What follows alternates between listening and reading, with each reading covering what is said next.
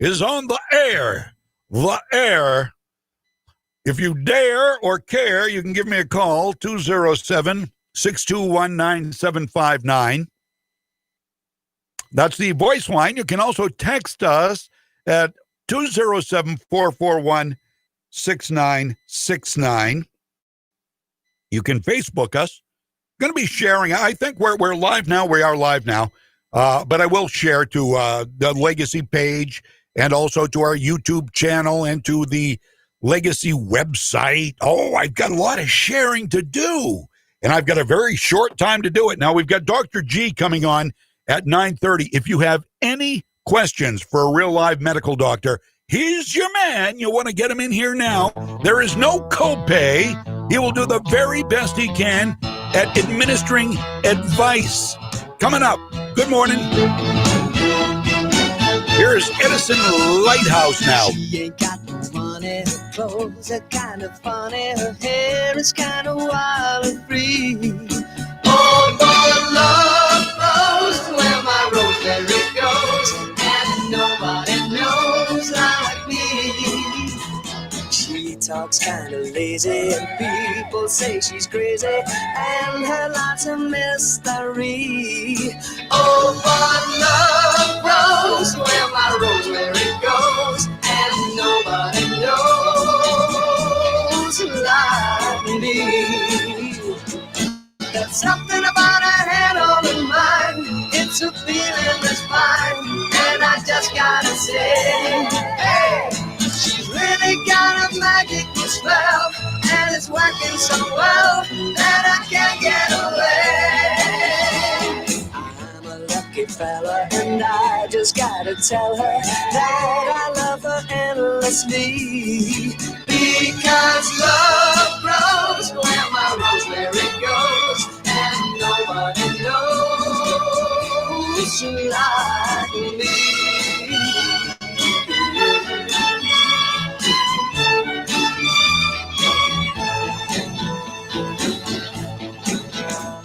There's something about her head on her mind, it's a feeling that's fine, and I just gotta say, hey, she's really got a magical spell, and it's working so well that I can't get away. I'm a lucky fella, and I just gotta say I love. Because love grows where my rosemary goes, and nobody knows like me.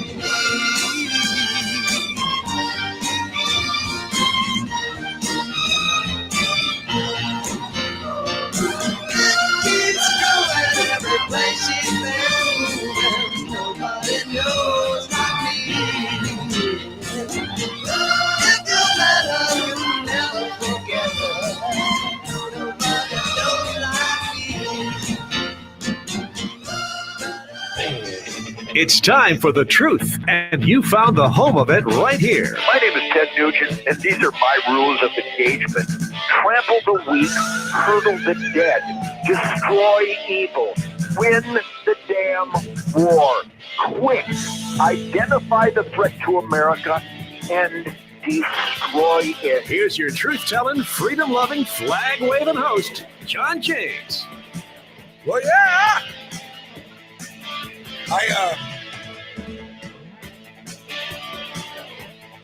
No, that's not the white flag of surrender. I don't know where my Trump flag went. I don't. I only think to look for it when I hear the flag waving thing come on the radio. Okay, well, forget it. I don't need the flag right now anyway. Speaking of flags, I've got a story coming up during the show this morning. I don't know when we'll get to it. A flag waving couple waving a Trump flag, like a bigger version of the little one I wave in here, beaten up, bloodied, blood coming from nose, eyes, woman on what appears to be a respirator. You'll see a picture on my Facebook page. The rage is so telling, isn't it? I mean, it's tolerant. It's always the tolerant left. Always the tolerant left. The most intolerant people in the world are the ones who call themselves tolerant. Do you understand that? They don't. They don't. They call me intolerant. And they go beat people up because they don't agree with the flag they're waving or the sign they're carrying or the bumper stickers on their cars or the hats they've got on their heads. They knock the hats off heads. They pull guns on people. They kill people. Tolerance. Tolerance. Our country would be better off without them. Sorry to say that. Keep the patriots. Get rid of the dumb. I'm not going to say what I was thinking.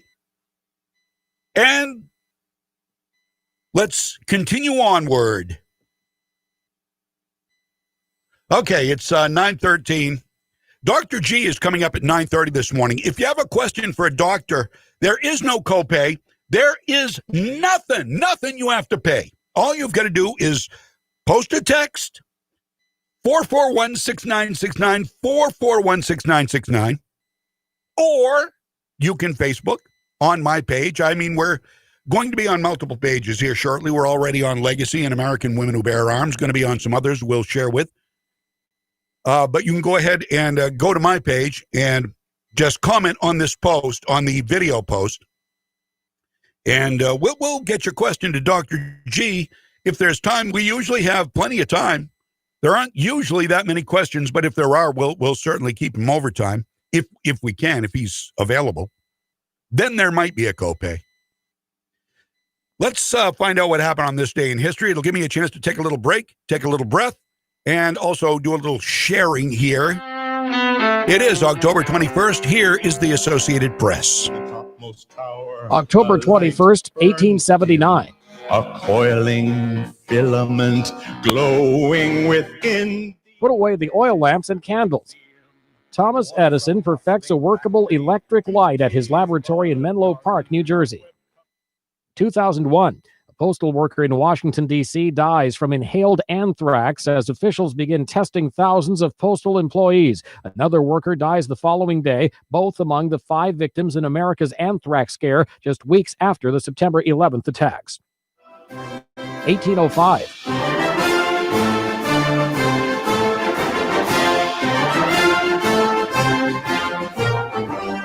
Britain gained supremacy over the seas in the Battle of Trafalgar off the coast of Spain.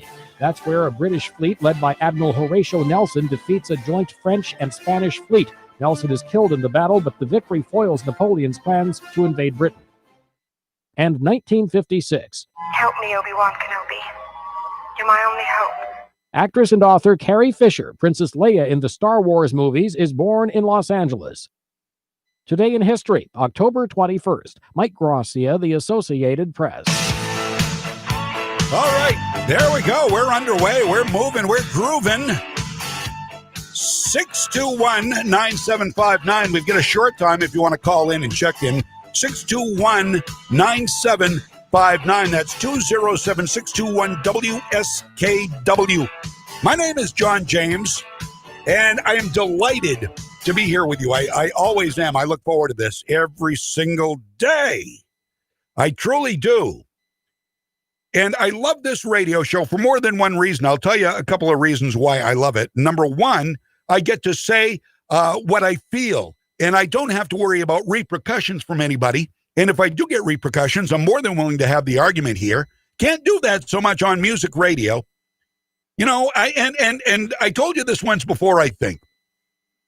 It didn't happen a lot, but when I did music radio, which I did for 40 years, every once in a while, you know, I like to talk and communicate with people, and other people would like, and I made a lot of friends that way. But, you know, every once in a while you'd get somebody, will you just stop talking and play the music? Well, okay. All right, this is your opinion. That's fine. That would still hurt. It hurt. Here, if we play music, they say, will you stop playing music and talk? I love it because I like to talk.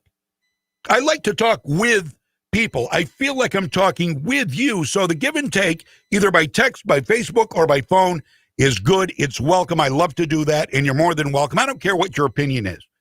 We can agree to disagree, and I think a lot of us will find a lot more to agree on than we don't. They're out there. There are some out there they're just gone.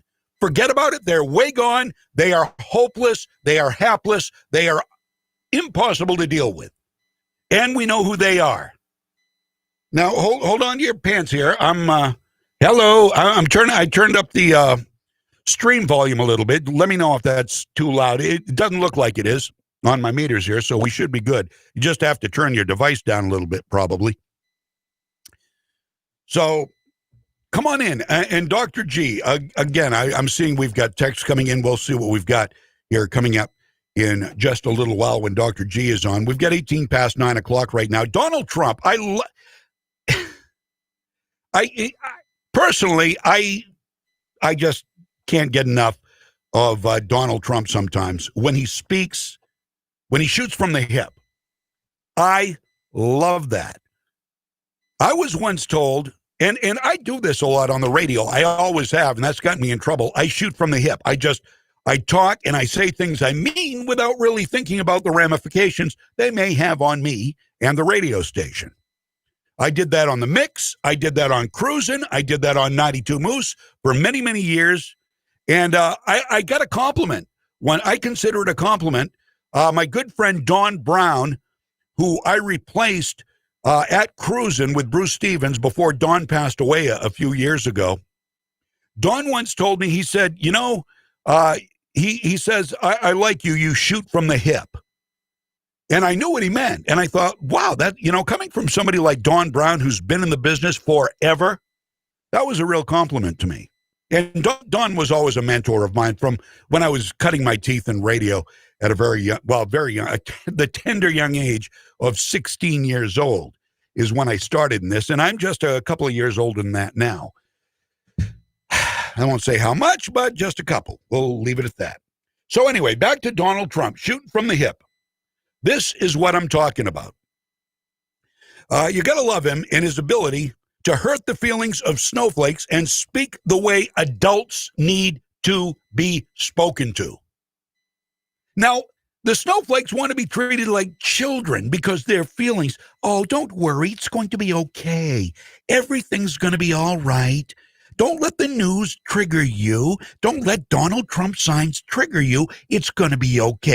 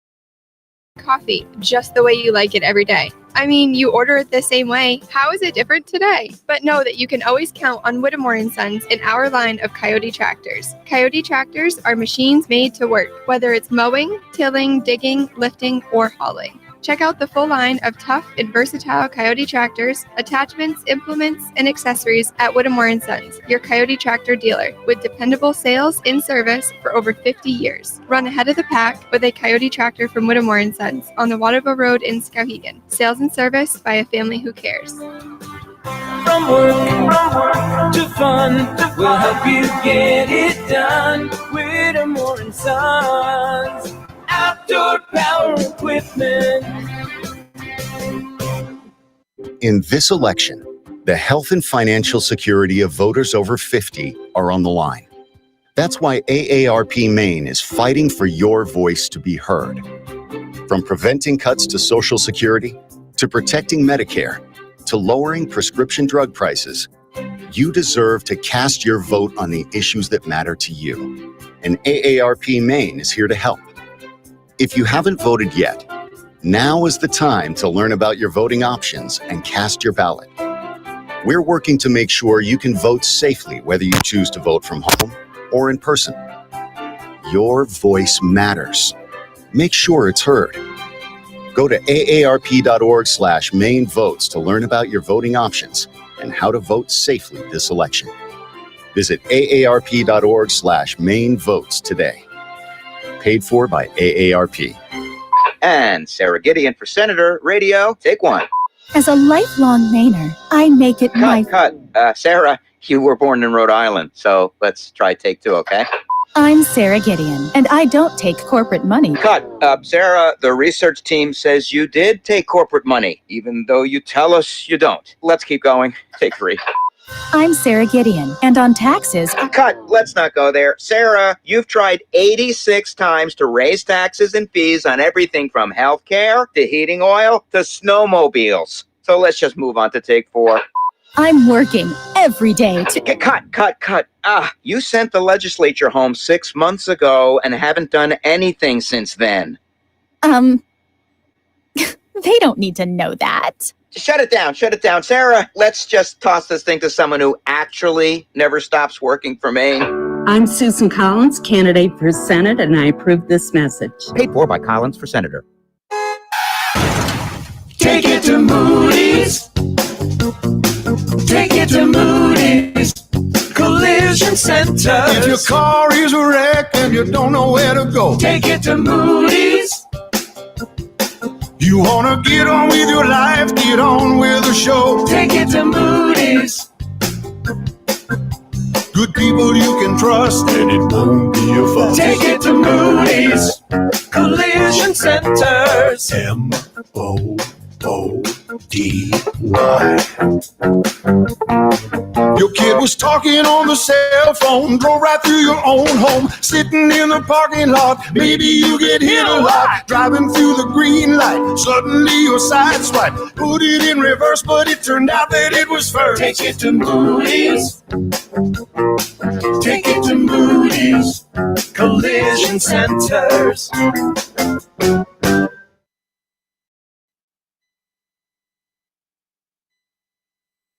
I'm CBS 13 meteorologist Lexi O'Connor. This morning, cloudy with areas of fog. Chance for a light shower. Remaining cloudy today with the chance for a light shower. It will be cooler with highs in the mid to upper 50s. Clearing overnight, sunny and nice tomorrow with highs in the mid 60s. Sun and clouds near 60 on Friday. Back to the 60s with the chance for a late day shower on Saturday.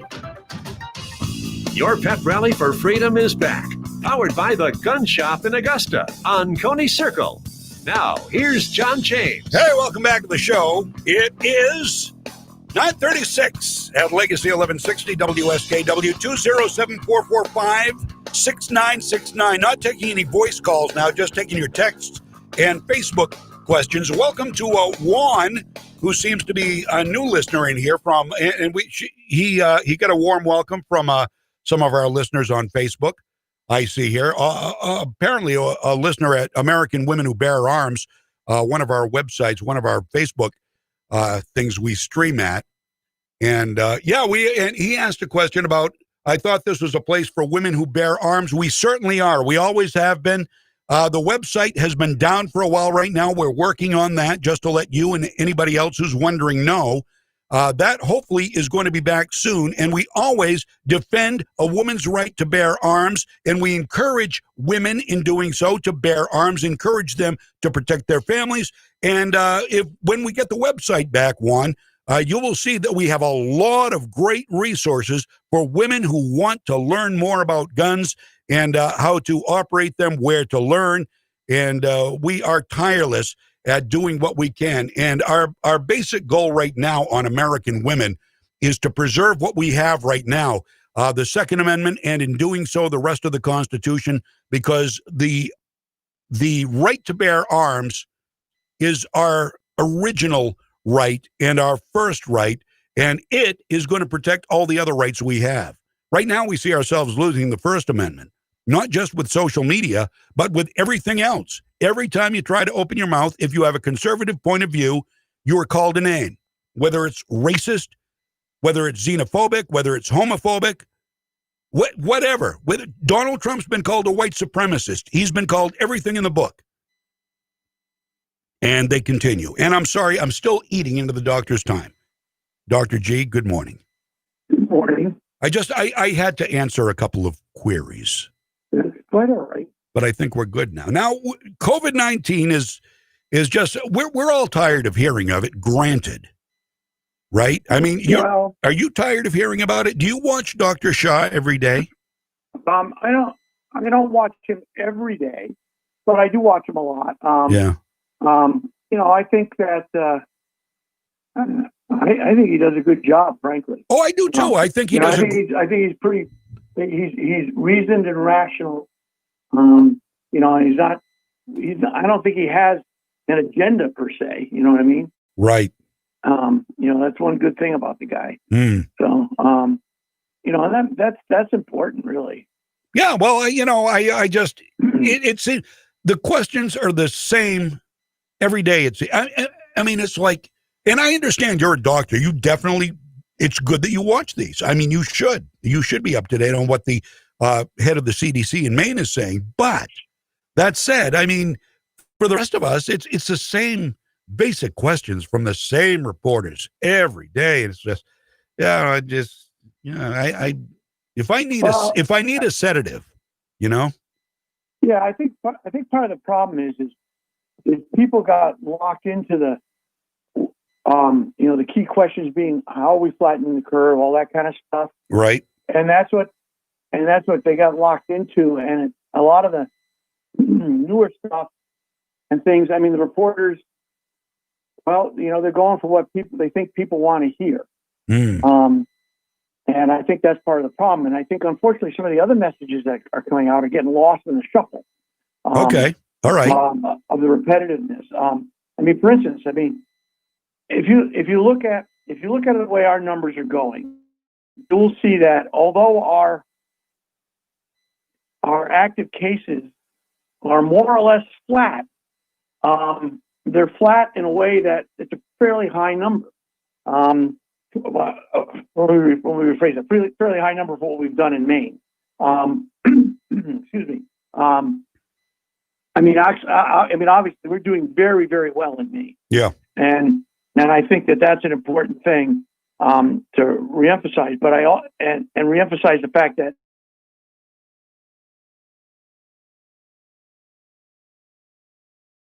criticism for what we did, but it worked. Okay. It worked. But I mean, at what point do you think we get back? I mean, how many younger people is this killing? We lost another person, sadly, in their 70s, and the person before that was last week in their 90s. I mean, we know the vulnerable population, yet young people struggling to survive with their businesses, struggling to survive from their drug addiction, their alcoholism, whatever situation they're in, and this it's killing them. Yeah, it is, and I get that. But on the other hand, okay, so we've had 146 deaths now, 140. I can't remember the number. Right, with COVID. With COVID. Yep. The majority, of course, have been elderly. But the thing is that you have to remember is that keeping young people from being infected is what's keeping that death number so low. But wait There's no a minute. about it. But you know that I also understand in the next breath that people have to survive and eat and all that other stuff. Right, so we have to.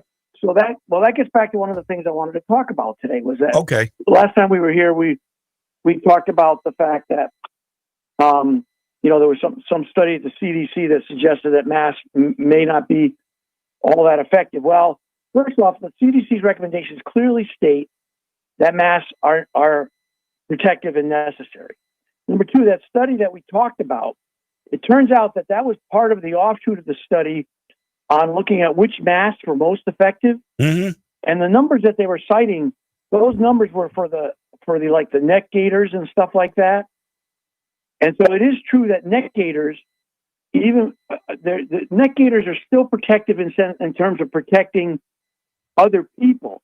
But the fact that people pull them down below their chins, in between places, and then pull them back up, that they're seeding themselves with virus, and that's one of the problems with those masks, with those face coverings. Oh. And so that's what that study was referring to. That those may not be they're not effective in protecting an individual. They may be effective in protecting other people, and so that's where some of that comes from. Particularly, a lot of the elderly went to the neck gaiters because they were easier to use. Mm. And that's where a lot of that number came from. Now, what are? Explain to me exactly what these things are, so I don't misunstand. Are they things? Well, things that look like a bandana. Yes. Okay. The things that look like a bandana. That because you took your do rag and put it around. Oh yeah. Okay, I know what you mean. Those neck gaiter things. Yeah. Are a good way to infect yourself. Okay. Well, then we shouldn't wear those. We should wear masks if we're going to wear anything at all. You should wear masks with right. And when you're wearing a mask, the important thing to remember is when you take it off, take it all the way off. Don't leave it hanging on your ear. Oh, okay. Okay. Well, I've done that. The dirty side of them. I mean, it's one thing. I mean, if you're going out to the car, your mask is clean, you just put it on. Yeah, and you want to carry it out to the car in an ear, that's fine. But if you've been in somewhere, and you're going to get back in the car. If you're going to take your mask off, take it all the way off. Okay. And, unfold the clean inside against itself. All right. And then when you put it back on, unfold the clean side and put that against your face before you clip it on, because the outside of that mask, it's got stuff on it, is banging against your nose, and it could be infected. And you could infect yourself. All right. Well, so, I mean so that said, I mean those things that we've done. So when we talk about flattening the curve, right now our curve of active cases is pretty flat, but why is it staying that way? Well, because we've had these outbreaks. Mm. We just had the problem up in Brooks. We did. Yes, we did. The church, right? We had the problem. We had the problem with the wedding in Millinocket. Yep. And all those things have combined to keep us at. Although our active cases are staying pretty flat. In other words, the amount of water flowing in is equal to the amount of water flowing out. Mm-hmm. That's what flattening the curve means. In other words, the number of people getting better is equal to the number of people getting sick. But that's fine. So we flattened the curve. We kept the active cases flat. But what we really want to see before we try to loosen things even more, you want to see those active cases steadily declining, because that lowers the amount of virus circulating. That indicates that the amount of virus circulating in the population is getting lower. Which is good. So we've done well. And so, on the other hand, I mean, if we can find ways, and the rules that we put in place, how do we open bars safely? How do we open restaurants safely? What do we need to do? If people follow those guidelines, we can get back a little bit closer back to normal. Well, we're not going to be totally back to, Yahoo, let's go for a while. But at least we can get back to functional. Well, and we've done such a good job. Why screw it up now? Well, I mean, it may be too late by the time we get back to normal. I mean, I heard, I haven't seen the text, but I guess because of COVID-19, Applebee's has filed for bankruptcy now. And there's really not, I mean, because they're doing it so sporadically and opening so slowly and not allowing people their freedom to take the risk. They're literally, there's going to be nothing left when we can get back to normal, because everything is half open and they can't survive half open. Okay, you're right. Remember, the guiding philosophy here is your right to take risk, and where that increases my risk. But we do that every time we go out with a cold or with the flu or with, you know, maybe being asymptomatic of who knows what. Well, the flu, of course, is a different animal, but when we're talking about colds, the cold isn't going to kill you. Okay, right. But there, I mean, there are other things that are viral that can pass through the air that you may or may not know you have, but there is nothing preventing you from going out. But there's nothing as serious, but none of those things are as serious as this. In other words, me being able to go out and test fire my gun, for example, sighting in for hunting season, doesn't mean I can fire it in any direction I want. Well, of course not. Right. Okay. So All that's right. the same thing. So if I've got a virus that could be deadly, I can't go out and quote unquote fire it in any direction, can I? Wow, that was I've got to give you credit for that. That was a brilliant analogy right there. That was a brilliant analogy. And I'm going to be real honest with you here. I was thinking about this on the way in the other day, Dr. G. We're talking with Dr. G. You have a question? Text us. I'm going to check the text. I will. And the Facebook. If you have a medical question, we'll do the very best we can to get to the answer for you. I was thinking the other day coming in, I want my freedom. I want to be able to go where I want to and do what I want to. And if I don't think I need a mask because there's social distancing, I don't want to have to. I don't want to be mandated to wear a mask. And then I thought, what if by using the freedom, what if I were to get COVID-19 and I was in a hospital and they told me, well, you've got even odds of living or dying. Not that they would be that flippant about it. Maybe they would. That would suck, But on the other hand, I have a hard time giving up my freedom to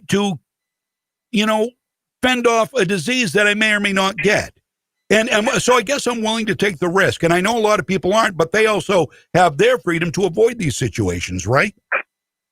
Well, they do, except that, think about it. The problem is for instance, let's take the Millinocket wedding situation. A person who went to that wedding infected people. Someone came home from that wedding, infected someone else, who then went into a nursing home, and 8 people died. Mm. Okay, now, none of those people made the choice to put themselves in a risky situation. Someone else made that choice for them. Yeah, okay, I see what you're saying. I understand both sides of the argument. Mm-hmm. I do. But when it comes down to having mandates against freedom, against our ability to live our life as we choose, our ability to do business as we should be able to, that's where I have a big problem. I get what you're saying. I do. But there's a lot of things. But think about it. There's so many things where your right to do what you want has been limited because it could impact someone else's right to life and liberty. Right? Why do we all drive on the same side of the road? Why do we all stop when the light is red? Why do we all stop at the stop sign? Because my ability to do what I want is limited by my not trying to inhibit someone else's life and liberty. Well, I don't know if I understand what you're saying. I don't know if I buy that because clearly, red lights, stop signs, things like, you're gonna have mayhem out there if you don't have laws. But the laws also include our ability to be a free people, to move about as we please, to make our own decisions. We can make bad decisions that could affect other people, and hopefully they won't. Smoking. People smoke, and they blow smoke, and other people, kids suffer the consequences in homes. But it's not illegal. It's a bad idea, but it's the parent's choice, as, arguably it should be.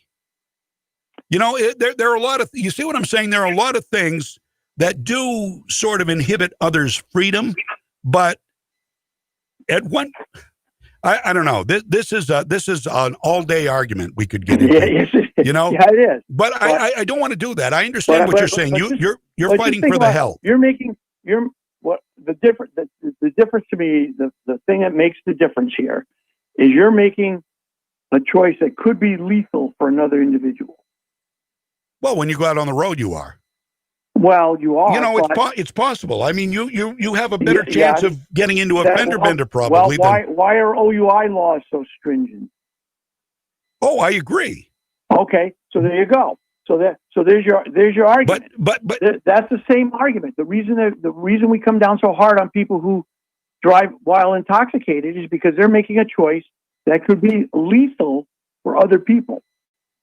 Okay, I'm not going to win. You know, I'm not going to. Not stopping at a stop sign. You probably get a no. You get a minor ticket. No, of course. No, I understand. I understand. I'm not going to argue about it. I mean. We're not arguing. We're not. We're discussing. I get that, and I understand what you're saying. And you're a doctor. You should be saying it. I have every bit of every ounce of respect for you saying this. But my views differ a little bit, and you know, I just worry about our freedoms. I worry that there is an ulterior motive. I think that is my biggest worry, Dr. G. Let me cut right to the chase, and maybe I haven't recognized this before. But my biggest worry is that there is an ulterior motive beyond health to shutting things down. And I call me conspiratorial if you want. I think the government is doing this as a test to see how easy it is to control the public. And if you're somebody who sees the writing on the wall with socialism trying to get into our society, you might see a little bit of that too. I don't know. I'm not in your head, but that's where I'm coming from. So you can see why we have differences on this. Okay. How I keep myself from driving myself off the deep end with worry and anxiety and concern about this stuff is I think about it, and then I think about the people that we have in Congress and in the government and everything else. And do I really think they're smart enough to have thought that through? They're evil enough. Let me say that. I don't think smart. I think they're maybe evil enough, but are they really smart enough to have thought that through? Yeah. And I guess that's how I console myself about that. That. And, and the other thing is, remember, anytime you let someone's vitriol wind you up or provide you with worry or anxiety, that stuff is doing more harm to you than it ever does to them. And so, it's best remain calm and carry on, kind of thing. Yeah. Because that makes easier. That's what keeps this stuff from getting out of control. Easier said than done, Dr. G. I didn't say it was easy. Keep calm and carry on. It was the better thing to do. Yeah, no, I know. It's really it's really hard in today's environment. I certainly understand that's the best for your health because you get all wound up and we see people, and I'm not going to mention parties or ideologies or anything like that, but we see people getting wound up to a point where they cannot tolerate the other side, to the point where they hurt, they maim, they kill, they destroy. And it's something that I'm very passionate about. And at the risk of being judged as being in a rage, I will maintain that I'm just passionate about it, and that there is another side, another ideology that is raged, that is putting me there in the passionate category. Mm-hmm. Does that make sense? The problem with rage is it's something that burns at both ends. Yeah, no, you're right. And that's the problem. It's like picking up a burning stick to go hit something to protect yourself. Yep. You're going to get hurt too. Yeah. And that's why operating from rage or and that kind of position never leads to an ultimately good outcome. Mm. There's the old Sicilian thing: revenge is a dish best served cold. And And that means stop and think. Think what's the best way to deal with this situation. Don't react to the rage part of it. Right. Because that, in the long run, that'll do you more harm than good. And that's the same thing. And that's the same thing with health issues. I mean, responding in an anger way, stop and think it through. Am I gonna? Okay, so this may not hurt me, but am I gonna hurt? Is Grandma gonna get it? Yeah. No, I get it. I totally understand, and I respect your views, and that's one of the big reasons I like having you here. I like hearing both sides of the story. I truly do, and it's much easier. It's much easier to ingest when it's a friend telling you that. So I appreciate. No, I do. I appreciate your time and your ability to communicate the way you feel, and be very non-confrontational about it. I mean, we're just having a discussion, but we have different opinions. But now maybe you understand more. And I haven't explained it well. Sometimes I don't explain it well enough. No, I get where you're coming. And I worry every day about the people who. I mean, how are people supposed to survive in this? Right. And I get that. I mean, that's part of the problem with being, family practice trained. Or it's not a problem, but part of the fabric of being family practice trained is you look at the whole family. Right. Well, when I look at it, I look at how does this impact the whole family, meaning the whole family of my society. And I think about it that way. It's not all. The problem is which how dark a shade of gray am I trying to stay away from? And so most of the time you're trying to find a solution that's in the light shade of gray. Yeah, no, that's another great way to put it. That's the thing you're trying to do. And so, how do we make it so that there's going to be some people. You look at some of the businesses that went under during this. Well, they were businesses that you've heard things about them being in trouble right along anyway. Applebee's darn near closed a couple of years ago. Yes, I don't remember that. Yeah, no, a lot of that stuff. So a lot of these businesses were, playing it tight anyway, and something like this comes along and they just don't have any reserves to fall back on, and so that hurts them. Well, of course, do I think it's a good thing? No. Yeah. But if I can come up with a solution that only loses those things that were marginal already, well, then maybe we're okay. Yeah, there's some people who are going to get hurt by it, but how many people didn't get hurt by not going far enough to try to help those things that were marginal in the first place? Well, you know what? Time will tell. And I also worry about the people, not just the businesses, but also the people that are suffering from mental illness, from abuse, addiction, and our treatment of mental illness in this country is horrible. Yeah. Yep. Frankly. So we're way out of time again. I know. I'm still going to get in trouble for this probably. I don't care. I'll do it. If I get slapped, I won't do it again. I promise. Give me very briefly, just to remind people. And this is one of the reasons, this is a big reason I understand where you're coming from. You're an old school doc, a PCP and ER doc. Tell us briefly what the Hippocratic Oath demands a physician do. So the primary thing of the Hippocratic Oath demands at first that you do no harm, and that you put the interests of the patient and their needs ahead of your own. That's basically what it says. There you go. I mean, enough said. And that's the thing, whenever you go into someone's home, you're there to provide them care without concerning yourself with what that means for you. Yep. I love that. And I love you for living that. And I appreciate you, Dr. G. And we do have to run. And we didn't, I don't know as we get any questions, but if we did, I will save them for next week, and we'll just have to make people come back next week. Yeah, that's fine. I mean, I don't have any problem with that, but I think, I mean, I realize that some of this stuff is stuff that we've rehashed several times, but I think getting people to think about the fact that there's more than one side. It's the old thing about the two blind men describing an elephant. One of them's at the trunk end and one of them's the tail end. And they're trying to describe what they're seeing with their hands, you know? Yeah. Yeah. Okay. So you got to have somebody in the middle who's telling them, hey, guys, same animal. Right. You know? Right. No, I totally get that. And I appreciate your time as always.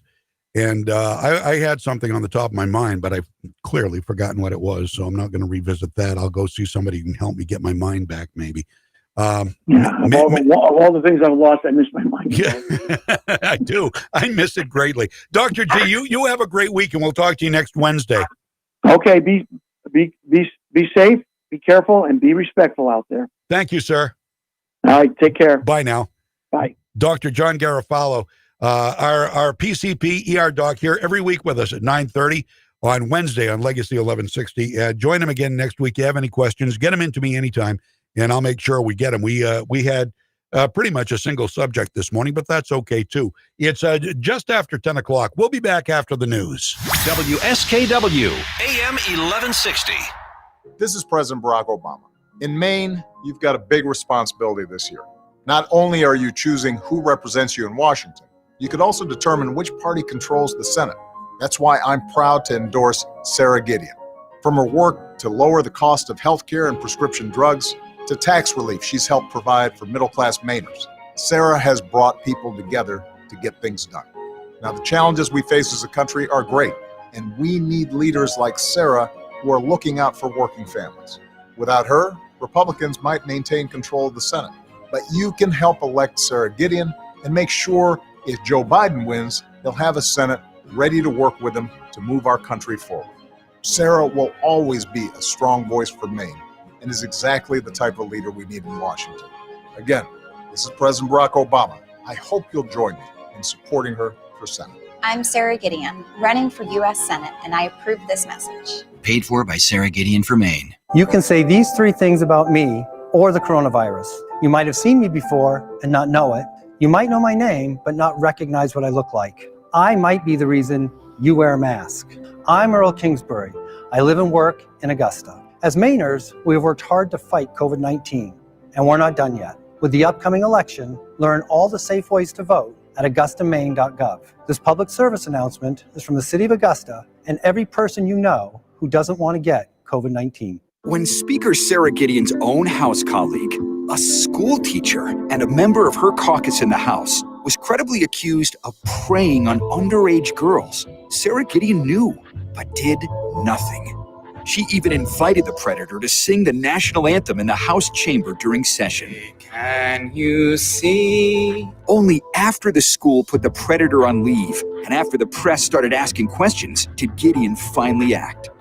5 months later. For 5 months, Sarah Gideon just played along. And the home of the brave. She knew. She ignored. She literally stood and cheered. That's not the Maine way. Say no to Sarah Gideon. Senate Leadership Fund paid for and is responsible for the content of this advertising. Not authorized by any candidate or candidates committee. www.senateleadershipfund.org. Explore the wild side of Maine in a Jeep from Haight Chrysler Dodge Jeep. And now is the perfect time to get a new Jeep at a great deal during Jeep Adventure Days. Now through the end of October at Haight Chrysler Dodge Jeep, 507 Lakewood Road, Clowes Corner, Madison. Take it to Moody's. Take it to Moody's Collision Center. If your car is a wreck and you don't know where to go, take it to Moody's. You wanna get on with your life, get on with the show. Take it to Moody's. Good people you can trust, and it won't be a fuss. Take it to Moody's Collision Centers. MOODY. Your kid was talking on the cell phone, drove right through your own home, sitting in the parking lot. Maybe you get hit a lot, driving through the green light. Suddenly your side swipe, put it in reverse, but it turned out that it was first. Take it to Moody's. Take it to Moody's Collision Centers. From the Home Auto Group Studios, Farmington Ford and Franklin Chrysler in Farmington. This is WSKW, Skowhegan, Augusta, Waterville, Legacy 1160. ABC News, I'm Faith Abube. President Trump rallies supporters tonight in North Carolina as he continues his battleground state blitz ahead of Thursday's presidential debate. The visit comes as a new poll from ABC News and the Washington Post shows a dead heat in North Carolina. Joe Biden at 49%, President Trump 48% among likely voters. Biden is off the trail, but his running mate Kamala Harris travels to North Carolina for a series of campaign events. Karen Travers, ABC News, Washington. And former President Obama campaigning for Biden today in Philadelphia. Talks between Treasury Secretary Steve Mnuchin and House Speaker Nancy Pelosi expected to resume today for a $1 trillion plus coronavirus stimulus package. But Republicans in the Senate say it's too expensive, and Leader Mitch McConnell reportedly warning the White House not to advance a bill before Election Day. President Trump walking out of a 60 Minutes interview with Leslie Stahl at the White House Tuesday. He's threatening to release it before it airs this weekend. This is ABC News. With the Senate Judiciary Committee set to vote tomorrow on the Supreme Court nomination of Amy Coney Barrett, she's now answered written questions from senators. But ABC News legal analyst Royal Oak says she wasn't very forthcoming on much, including an issue that could go before the court very soon. The judge's written responses shed little light on voting issues. She refused to say if a president should encourage illegal voting activity or if communities of color have a harder time accessing ballots. And a quick turnaround for SpaceX, looking to add to its constellation of satellites. Ignition and liftoff. Sunday, the company successfully launched a Falcon 9 rocket, deploying 60 of its Starlink satellites into orbit, the 14th such mission. This launch will send another batch of Starlink satellites into space, all part of CEO Elon Musk's plan to create a global high-speed internet service. Launch time is set for 12:29 this afternoon. Tony Marino, ABC News, Orlando, Florida. Faith Abube, ABC News. I worry about lots of things. My finances, my grandkids. If you're 65 or older, you have enough things to worry about. Pneumococcal pneumonia shouldn't be one of them. Even healthy adults 65 and older are at increased risk for this potentially serious bacterial lung disease that can disrupt your life for weeks. Help protect yourself with the Prevnar 13 pneumococcal 13-valent conjugate vaccine, diphtheria CRM 197 protein. Prevnar 13 is approved for adults to help prevent infections from 13 strains of the bacteria that cause pneumococcal pneumonia. Prevnar 13 does not protect against all strains of the disease. Don't get Prevnar 13 if you have had a severe allergic reaction to the vaccine or its ingredients. Adults with a weakened immune system may have a lower response to the vaccine. The most commonly reported side effect was pain at the injection site. For additional common side effects and full prescribing information, please call 1-866-694-9300 or visit Prevnar13.com. Ask your doctor or pharmacist about Prevnar 13. No. Stop that. No, I want the one with Charlie. No, that's not it. Try the other one. No, that's not it. No, that's Ted Nugent. No, that's not it either. Do we have it? No. No, I don't know if we still have it here, do we? That's Ted Nugent. Whether he's shooting guns, narrating a television series, or talking with you here, his mouth is always running. Here's John James. Okay, there was a Charlie song. Do you remember Charlie from the 1970s? Late 70s. It was a late 70s song, and the hit was She Loves to Be in Love. She don't care if you're not there. She can make it alone. Love that song. I absolutely love that song. Anyway, 10:11 here on Legacy 1160. Thank you for the where'd I go? I know I was watching that. Our screen went black. I'm trying to keep up on that. So if the screen goes black, don't leave. Stay with me. It'll come back. It always comes back. But thank you. Preach it. Lisa thought I'd been kidnapped. Yes, call the authorities if you have to. And somebody put our number down. Maybe somebody was looking to call us. Something up. No, it wasn't with the radio station. It was with the video feed. But thank you for your concern. We are back. We have been back for a while. Thank you very much to Dr. John Garofalo here every week at 9:30 on Wednesday. I'm a smoker. I have a 1-year-old. I smoke outside and wash my hands after I'm done. There you go. That is the common sense way to do it. If you're a smoker, go outside. And that's what we did. I'll be honest, I'm going to be honest with you. I still smoke OPs, and I do replace the ones I smoke. I don't smoke on a regular basis. I don't buy cigarettes for myself.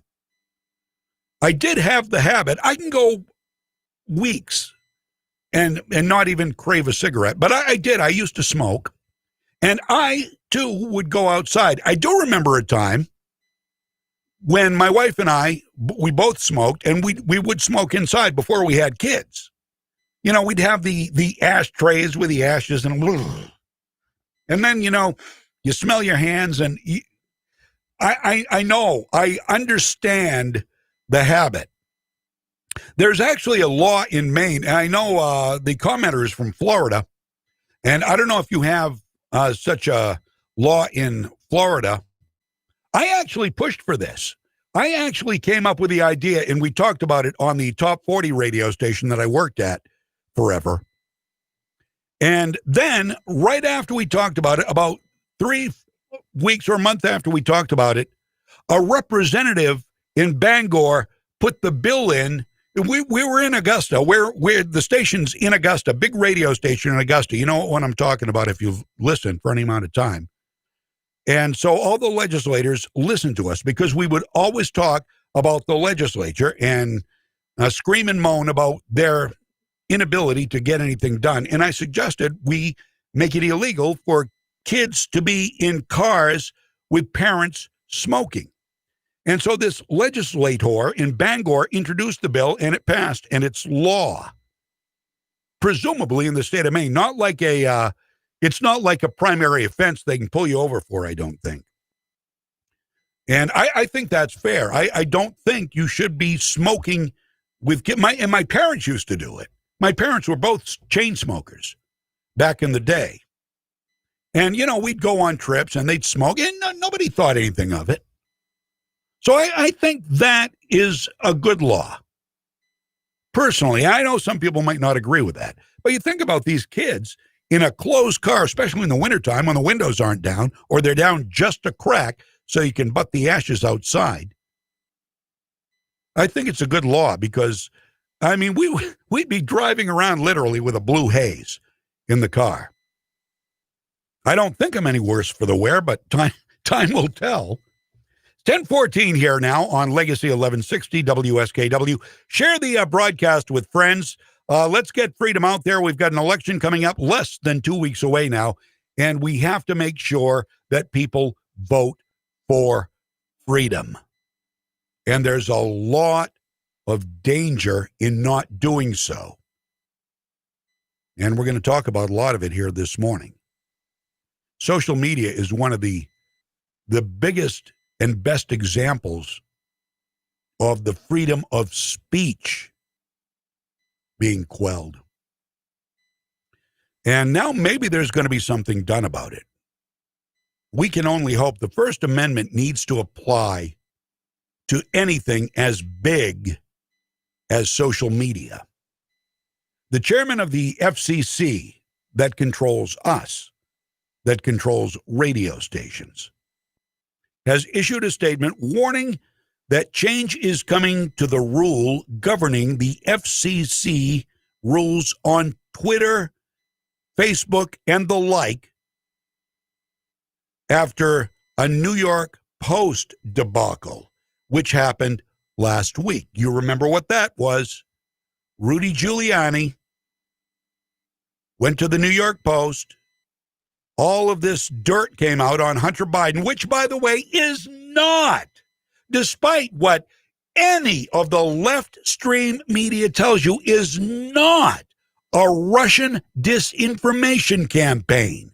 There is no proof, but they keep stating it as fact, thanks to people like Adam Schiff. However, Twitter would not allow the New York Post story about Hunter Biden to run. How about that? Anything else against Trump apparently is fair game. But don't you pick on Hunter Biden. That's not free speech. Free speech, anything goes, and you decide what you want to take, what you want to combat. People can go back and forth on Twitter. They can go back and forth on Facebook. You can argue points. You can research. It makes people who want to think more, to look at whether or not the statements are true. But when you don't allow the statements or stories to be heard, how can one decide? Well, therein lies the problem. Now, this FCC chairman, I don't know how to say his name, Ajit Pai, I have no idea. I'm just using that as a go-to because I don't know how to say his name. He tweeted his statement via his official social media account on last Thursday. Members of all three branches of federal government have expressed serious concerns about the prevailing interpretation of the immunity set forth in Section 230 of the Communications Act. There is bipartisan support in Congress to reform the law. So what's going to happen? Are these social media companies who shut down free speech going to be held accountable? Well, I guess we'll see. This is a major announcement from FCC on big tech, according to the leader of the FCC. Now Congress must act on this Section 230, according to Josh Hawley, who is a Republican senator from Missouri. He went on to mock free market conservatives who decried big government intervention. Others, like FCC Commissioner Jessica Roseworcel, I don't know why they have these tough, they ought to change it to Smith or something. They perceive the announcement to be motivated by the political agenda of President Donald Trump. They always blame it on Donald Trump. Everything gets blamed on Donald Trump. How disingenuous can you be? How long before you say, wait a minute, everything in the world is being blamed on Donald Trump. World War I is now being blamed on Donald Trump. World War II, the Vietnam War, it's all Donald Trump's fault. And if it wasn't, it was his father and mother's fault. I mean, stop already. So let's see what happens. Twitter CEO Jack Dorsey admitted it was unacceptable that they acted on the post by the New York Post without explaining the context of the ban. And I still haven't heard a good reason for the ban. So I hope that I hope the government one of the government's roles, by the way, people forget what the government's role is. They think it's to buy people education and buy people houses and get rid of fossil fuels and open the borders and tax us until we can't even afford anything. They think that's the role of the government, to give the have-nots what we have worked for. No, the role of the government, listen to me here. The role of the government is to protect us from adversaries, foreign and domestic, and to protect our rights. It's not a government overreach to protect our rights when something is as big an influence as social media has become. This is where the government should respond.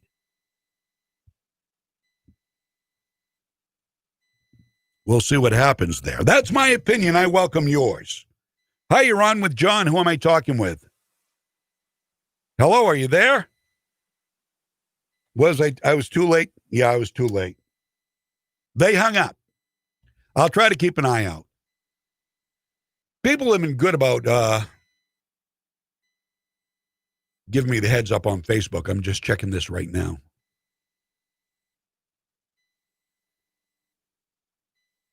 Okay. Thank you, Alany, for the information. She's not sure if Florida has the law or not that you can't smoke in cars with kids, but I guess Ohio has a law like that. I personally, I think that's a good law. You have to have enough common sense to know the good and also recognize the bad.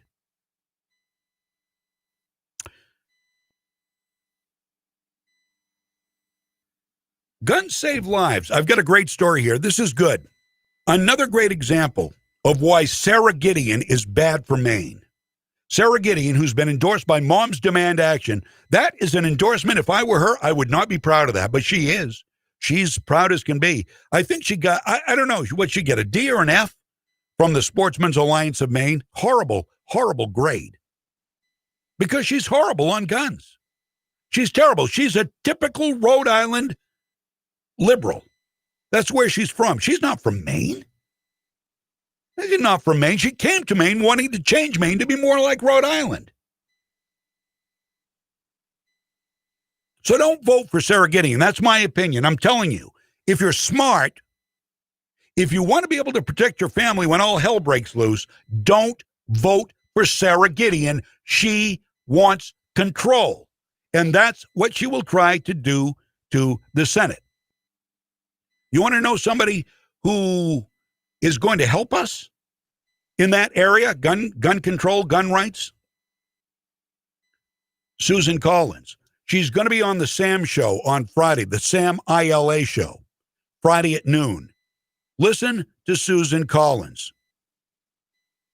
And also, her tenure is going to put her as the leader of the Senate Finance Committee or something similar to that, which is one of the most powerful leadership roles in the Senate, where she can help preserve Maine's conservation efforts, including hunting, gun rights, land rights, and everything else. Another reason to vote for Susan Collins. Why would you want to put somebody in there with absolutely no experience who's going to brown-nose Chuck Schumer in the Senate? Or whoever the leader is. Well, right now the leader's Mitch McConnell. We'll see how the election goes. But if we keep people like Sarah Gideon out, America, not just Maine, but America is going to be a lot better off. So here's a great gun story. 3 guys in hoodies armed with guns came into a house in Louisiana, Monroe, Louisiana. Late at night, 10 o'clock, October 11th, demanded money. Because even though it wasn't their house, they're entitled. And if you don't think they are, then they've got guns. They will take care of you. They will fix you. You give it to me now, or sorry, we're going to take it and you're all going to die. A male in the residence refused to comply with the demands of the 3 hoodlums, yelled several times for a female resident who had fallen asleep. The male was struck in the head several times with a gun. So this is the homeowner. He's hit with a gun. He's pistol whipped. The woman woke up. She said she knew something was wrong, and she grabbed her gun from underneath the mattress. Now, depending on whether or not you have kids, I don't know if under a mattress is the best place to hide a gun. But let's say there are no kids, and I didn't hear of any in this house. So she grabbed her gun. She saw the male resident fighting with 2 unknown armed men, according to the New Star. Said that one was wearing a light gray hoodie, the other was wearing a dark hoodie and light blue jeans, and the latter assailant pointed a gun at her. So she, not being the helpless damsel in distress, fired multiple rounds and heard one man say, "Oh, she shot me." The woman said there was a third man standing in the front doorway, appeared to be in shock. Adding, the 3 men ran off, got into a Nissan Altima. I'm glad they got the make of the car and drove away. And at about 10:30, less than a half an hour later from the original assault, St. Francis Medical Center told Monroe police a shooting victim had arrived. ER staff informed officers that a 19-year-old by the name of Jeffrey Williams Jr. told them he was hanging out with friends when someone drove by shooting at them. But police noticed that Williams' clothes matched the description from a home invasion. That home invasion. And once the cops started talking with him, he told them that he and another man entered the home and demanded money at gunpoint. Confession. Beautiful thing, isn't it? He said when the woman came into a living room and fired 2 shots at them, he noticed he was shot in the abdomen and fled. Now, the man who forced his way into the home with Williams reportedly drove him to the hospital, dropped him off, and took off. Said he doesn't know the third man's name, only that he lives in West Monroe. So Williams was arrested Friday afternoon and booked on account of aggravated burglary. His bond was set at $100,000. Don't know what became of the other 2 men, but I'm sure their time will come. Guns save lives. Sarah Gideon, how dare you side with moms demand action? They don't want gun sense. Gun sense is code for gun control, which is code for ban guns. Starting with the evil-looking ones and working our way from there. That's all it means. That's all common sense gun control means. That's all it means. Don't be fooled by the verbiage. It's misleading at best. 10:28 now on Legacy 1160 WSKW. I'm John James. We've got to take a quick break. I'll be back in just a couple of minutes. Don't go anywhere. Legacy 1160 WSKW. Take it to Moody's. Take it to Moody's Collision Center. If your car is a wreck and you don't know where to go, take it to Moody's. You wanna get on with your life, get on with the show. Take it to Moody's. Good people you can trust, and it won't be a fuss. Take it to Moody's Collision Centers. MOODY. Your kid was talking on the cell phone, drove right through your own home, sitting in the parking lot. Maybe you get hit a lot, driving through the green light. Suddenly your side swipe, put it in reverse, but it turned out that it was first. Take it to Moody's. Take it to Moody's Collision Centers. I want to tell you about the incredible items you can find at Townline Antiques, but there's no match for seeing them in person and reliving those wonderful memories for yourself. Now is the perfect time to shop through their great selection of furniture, artwork, classic electronics, sports memorabilia, jewelry, books, glassware, home decor, and so much more. Take home a little something to decorate a room with style, add to your collection, or share a wonderful memory of your past with friends and family. Townline Antiques open Tuesday through Sunday from 10 to 5, Route 201, right on the Winslow Vassalboro Town Line. This is President Barack Obama. In Maine, you've got a big responsibility this year. Not only are you choosing who represents you in Washington, you could also determine which party controls the Senate. That's why I'm proud to endorse Sarah Gideon. From her work to lower the cost of health care and prescription drugs, to tax relief she's helped provide for middle-class Mainers, Sarah has brought people together to get things done. Now, the challenges we face as a country are great, and we need leaders like Sarah who are looking out for working families. Without her, Republicans might maintain control of the Senate. But you can help elect Sarah Gideon and make sure if Joe Biden wins, he'll have a Senate ready to work with him to move our country forward. Sarah will always be a strong voice for Maine and is exactly the type of leader we need in Washington. Again, this is President Barack Obama I hope you'll join me in supporting her for Senate. I'm Sarah Gideon, running for U.S. Senate, and I approve this message. Paid for by Sarah Gideon for Maine. I'm CBS 13 meteorologist Lexi O'Connor. This morning, cloudy with areas of fog. Chance for a light shower. Remaining cloudy today with the chance for a light shower. It will be cooler with highs in the mid to upper 50s. Clearing overnight, sunny and nice tomorrow with highs in the mid 60s. Sun and clouds near 60 on Friday. Back to the 60s with the chance for a late day shower on Saturday. Your pep rally for freedom is back. Powered by the Gun Shop in Augusta on Coney Circle. Now, here's John James. How about that? Gun Shop. Just talking about guns there. Adam and Crystal and your whole staff there at the Gun Shop in Augusta. You got to check them out right on Coney Circle, right as you, right next to Whippers, actually. You know where that is in Augusta. You'll be able to find it. Beautiful store, a lot of great guns. And I need to stop in there again and see how their ammo situation is. I got a call yesterday from somebody I work with wondering where to get ammunition for a 9mm gun. I was down at Cabela's a couple of weeks ago now when I got my dehydrator. Made my first batch of jerky. But their shelves were bare. I mean, they had rifle ammo, hunting ammo. But handgun ammo was just about gone. It was barely a thing, nothing I wanted, nothing I needed. I don't need anything, really. I don't. I've got a safe that I've got pretty well stocked up. But I always like to buy a box or two when I'm any place. So you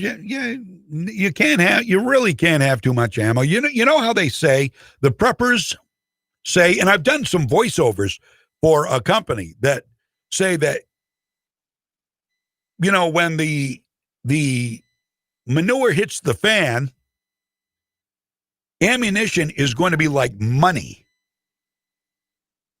So, I mean, just with that in mind, let alone the fact you may need God knows how much for defense of your fortress, but be able to use it for cash too. So that's why I always pick up a box or two whenever I can. It's 10:34 now on Legacy 1160. WSKW online at legacy1160.com. You can listen live there 24/7. You can also get the video from 6 to noon, Mike Violet and me. Just click on the video link, or you can get us on Facebook as well, and at AM 1160 too. If you're in the central Maine area, you pick us right up on the radio, and we'll be here for you. So let's go back to our Black Voices Matter series. I got into another kind of a debate the other night, and, I do it knowing I shouldn't, but I think I should at least put in my 2 cents. Why I keep returning when people comment, because they call me the F word. It's totally mindless. It really is. It's juvenile. It's mindless. And there really is no point in arguing. There's none. They don't want to hear your opinion. They do not accept it. They don't say, why do you believe that? They say, you're wrong. Wrong, John James. All right. Yeah, whatever. So why do I keep going back? I don't know. But I denied white privilege was the context of the post. And so I said, white privilege is way overblown. White privilege is not a thing. It's not a systemic problem, in my opinion. Wrong, John James. You're an effing whatever. Okay. All right. You've lost me. You've lost the argument, as a matter of fact. When you stoop to that, you've lost the argument. Do I believe there is racism? Yes. I don't know how. And do I denounce white supremacy? Yes. I wish Donald Trump would just say that. It just name every name. I denounce the KKK. I denounce the Proud Boys. I denounce the Aryan movement. I denounce them all one by one, and just do a blanket statement at the end saying, I denounce all white supremacy. Just say it and get it over with. and see if they will leave you alone. Because he can't win. He denounces it over the years many times, and they still say he won't denounce it because he doesn't denounce it the way they want him to, you see. And even if he did, they still would say he doesn't denounce it enough because they have to pick on him. They have to call him racist. They won't believe him when he says, I'm not racist. I'm not a white supremacist. I denounce white supremacy. They won't take his word. And what has he done to show you he's white supremacist? Well, nothing. Now, do I believe that there are times when black people are denied jobs? Black people are pulled over? Black people are asked for extra credentials? I point to the senator from South Carolina, Tim Scott, who has stories about how he was always asked for his ID when he went into the Capitol building, even though he was a senator. And Trey Gowdy was never asked for his ID. He could just walk in. Yeah, there are instances like that. That is racist, whatever you want to call it. Does it happen? Yes. Is it right? No, it's not right. But does it look like there might be some white privilege at times? And I believe there is some white privilege. They use it like a blanket, like white privilege is everywhere. It's systemic. No. I reject that out of hand. Do you think it would go the other way? Do you think there would be black privilege? I would argue yes. I would argue yes, there would. If a black guy and a white guy, and this is wrong too. I'm not trying to justify anything. I'm just trying to play devil's advocate here for a minute. If a white guy and a black guy go for the same job, and the person doing the hiring is black, and the black guy gets hired, well, could you argue that maybe that was black privilege? You could argue that. Can you prove it? No. I don't see how, unless you can prove the person is much less qualified than you are for the job. It goes both ways, and it's wrong. People are people in my book, so I don't subscribe to that mindset. But I'm saying it can exist on all sides. I'm just saying, that's pretty objective, I think. But it seems that the radical left, white and black, think there is systemic white privilege, systemic racism all across the country.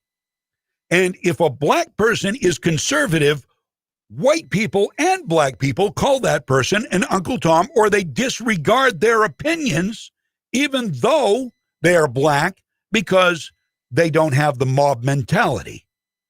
I use Candace Owens because every time I bring up Candace Owens in an argument, somebody who started out not with a silver spoon in her mouth, who worked hard, who went to college, who knew what she wanted to do, who made her way up, who is highly successful today, but you can't mention her.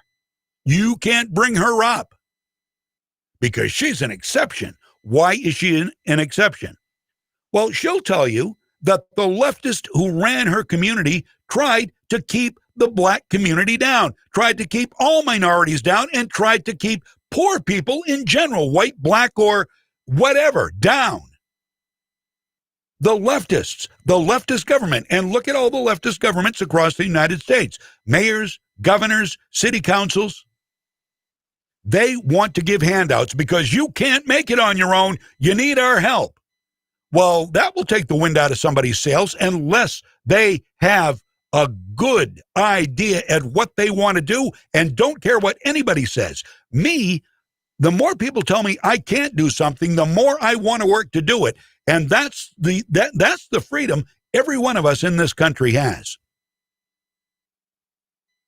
But somebody who makes it big, who does well, and who says the conservative constitutional standpoint, the constitutional laws that we have, the rights that we have enabled them to do that. They're called Uncle Toms.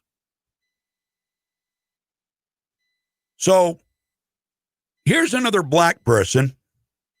This happens to be a woman from the United Kingdom who leftists will denounce because her blackness doesn't mean a damn thing if she isn't woke enough for the mob. And by the mob, I mean, from what I've seen with a mob, they're mostly a bunch of white virtue signaling crybabies. The UK's Women and Equalities Minister, Kemi Badenoch, is a member of the Conservative Party, and so that makes her not black already. Even though she is, I'm sure she isn't considered a real black person because she's conservative. She delivered a strong condemnation of not just Black Lives Matter, but critical race theory. And she did this to applause on the floor of the House of Commons, saying such ideologies have no place in British schools, nor do they have any place in American schools. This woman is intelligent, she's eloquent, and note, there is not even a hint of rage in her voice. Listen. What we are against is the teaching of contested political ideas as if they are accepted facts. We don't do this with communism, we don't do this with socialism, we don't do it with capitalism. And I want to speak about a dangerous trend in race relations that has come far too close to home to my life.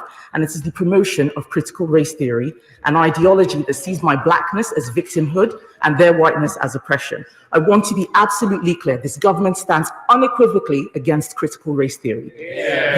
Some schools have decided to openly support the anti-capitalist Black Lives Matter group, often fully aware that they have a statutory duty to be politically impartial. Black lives do matter, of course they do. But we know that the Black Lives Matter movement, capital BLM, is political. I know this because at the height of the protest, I've been told of white Black Lives Matter protesters calling, and I'm afraid I apologize for saying this word, calling a black armed police officer guarding Downing Street a pet nigger. That is why we do not endorse that movement on this side of the house. It is a political movement, and what would be nice would be for members on the opposite side to condemn many of the actions that we see this political movement instead of pretending that it is a completely wholesome anti-racist organization. There is a lot of pernicious stuff that is being pushed, and we stand against that. We do not want to see teachers teaching their white pupils about white privilege and inherited racial guilt. And let me be clear, any school which teaches these elements of critical race theory as fact, or which promotes partisan political views such as defunding the police without offering a balanced treatment of opposing views, is breaking the law. Isn't she good? How well spoken is that? They are told to see blackness as victimhood and whiteness as oppression. Mostly white people. The apologists. And who, tell me now, who is the group making these assertions about victimhood and about oppression? Is it the right or is it the far left? You know the answer to that. Of course you do. Too many people won't admit it. They don't want to admit it. They're so guilt-ridden that they're white and so apologetic that they're white that they can condone anything. Anything. They can condone giving up our freedom as a righteous movement. So everybody, as promised, will be equal and there will be no more racism. Oh, don't I wish we could get rid of racism? I wish we could get rid of all the isms. But it's not as easy as changing our government. 1046 here on Legacy 1160 WSKW. John James on your radio and at your service. Are we okay? Everything? Yeah, okay. I just wanted to make sure we're still on all the platforms. We have to check every once in a while because you never know. Okay, we've got a story here. I talked about this briefly earlier. A man and his girlfriend, and again, this is just a symptom of what's going on. A man and his girlfriend were viciously beaten because they were driving with a pro-Trump flag through Oklahoma City. Okay, where's the tolerance? Where is the love? Where is the acceptance? Where is the kumbaya? Where is the love? Well, you only get that if you're a radical leftist. If you love communism and socialists, if you subscribe to the Green New Deal and open borders, then you get respect, you get tolerance. But if you subscribe to right-wing ideologies, you are the enemy. This horrifying incident unfolded yesterday in the Bricktown area of Oklahoma City. A witness told KOCO-TV that the fight was politically motivated, no surprise there, and began when the couple arrived at a gas station. They just stopped in to get some gas. They had a Trump 2020 sign, or flag rather, attached to the tailgate of the truck. That was their crime. Let's pick the rest of this up with KOCO-TV's Erin Bio. I think you pronounce her name, B-U. Yeah, I spoke to one of the victims and a witness off camera. They both tell me this was very politically motivated.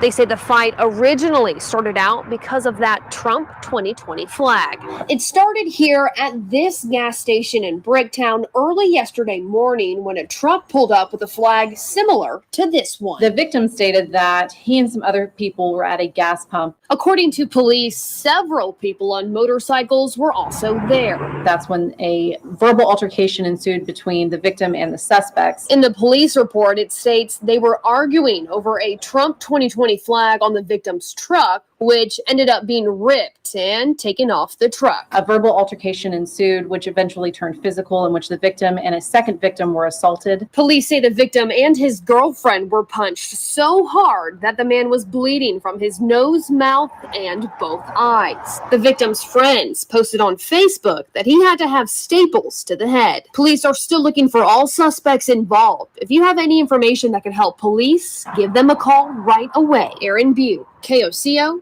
5 News. All right, very nice. So, but don't worry. Don't worry. If they catch the thugs and get them arrested, I'm sure Joe Biden and Kamala Harris will bail them out.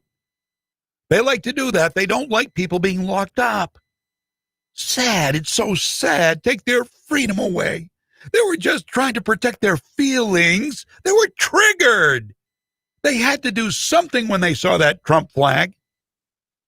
Children, these people.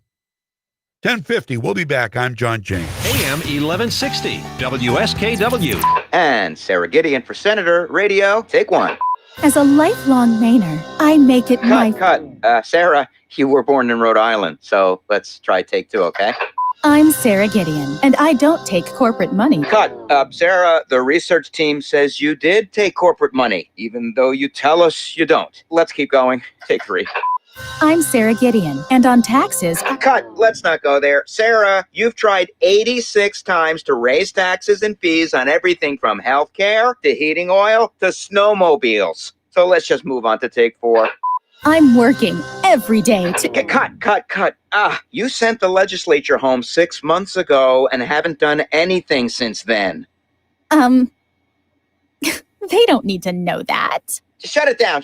Sarah, let's just toss this thing to someone who actually never stops working for Maine. I'm Susan Collins, candidate for Senate, and I approve this message. Paid for by Collins for Senator. If you're a service technician looking for a career opportunity with great pay and benefits, and you have the experience, qualifications, and the drive to succeed, then call Bob's Cash Fuel in Madison. They want to talk to you. Starting out with just one truck for deliveries in 1981, they've grown into a locally owned and operated full-service company, offering experience and a staff of trusted, loyal professionals. Bob's Cash Fuel offers heating oil, kerosene, diesel, gasoline, propane, and 24-hour emergency service for heating, cooling, and delivery. And their new app allows you to order fuel from your phone, check account information, delivery status, make a payment, and more. Just download the app from the App Store. They can also prepare you for the hot weather with a Mitsubishi cooling and heating system featuring EcoComfort technology that lets you control each room individually, and it can be installed in less than a day with no ductwork. Get your Mitsubishi heating and cooling system professionally installed from Bob's Cash Fuel. To heat or cool and propane too, call Bob's Cash Fuel 696-3040 or visit online at bobscashfuel.com. Bob's Cash Fuel is an equal opportunity employer. Take it to Moody's. Take it to Moody's Collision Center. If your car is a wreck and you don't know where to go, take it to Moody's. You wanna get on with your life, get on with the show, take it to Moody's. Good people you can trust, and it won't be a fuss. Take it to Moody's Collision Centers. MOODY. Your kid was talking on the cell phone, drove right through your own home, sitting in the parking lot. Maybe you get hit a lot, driving through the green light. Suddenly your side swipe, put it in reverse, but it turned out that it was first. Take it to Moody's. Take it to Moody's Collision Centers.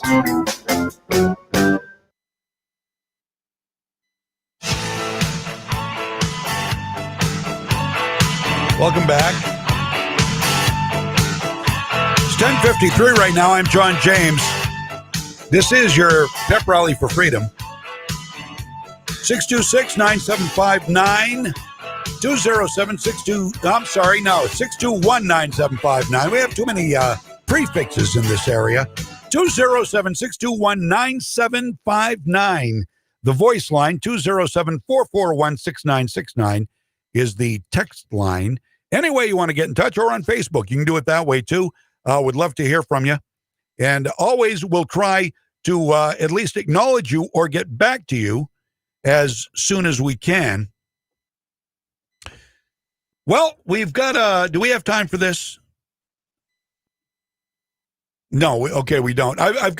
We've got Hodge twins coming up. People love the Hodge twins. So we do have a Hodge twins piece coming up next hour. We do have time for this. Back in May, Donald Trump told Fox News that he is greeted with hostile press. And we have the sound of President Trump saying that. He said it is the likes of which no president has ever seen. 94 or 95% of the press is hostile. He's not wrong. Fact check, true. According to the Media Research Center, while every president has their critics in the press, the Trump presidency has been unique that a massive percentage of the media, hosts, columnists, commentators, contributors, anchors, working reporters, openly mock and disparage Donald Trump, often to cheers of people who they work with. It's cool. It's the hip thing to do. You want to be in the in crowd at work. If you work for MSNBC or CNN or ABC or NBC or CBS, you mock the president openly and you cheer those who do. According to the article from Newsbusters, by any historical measure, the coverage has been beyond the bounds of professionalism. The president is, quote, these are quotes, an abomination, a sociopath, unfit to be human, a poor excuse for a man. He's racist, leading a white nationalist, white supremacist presidency. He's mentally ill. He can't feel normal human emotions. He's an outlaw, a criminal, a mob boss, a treasonous Russian operative, an authoritarian, a monarch. America's teetering on dictatorship, the worst president in American history.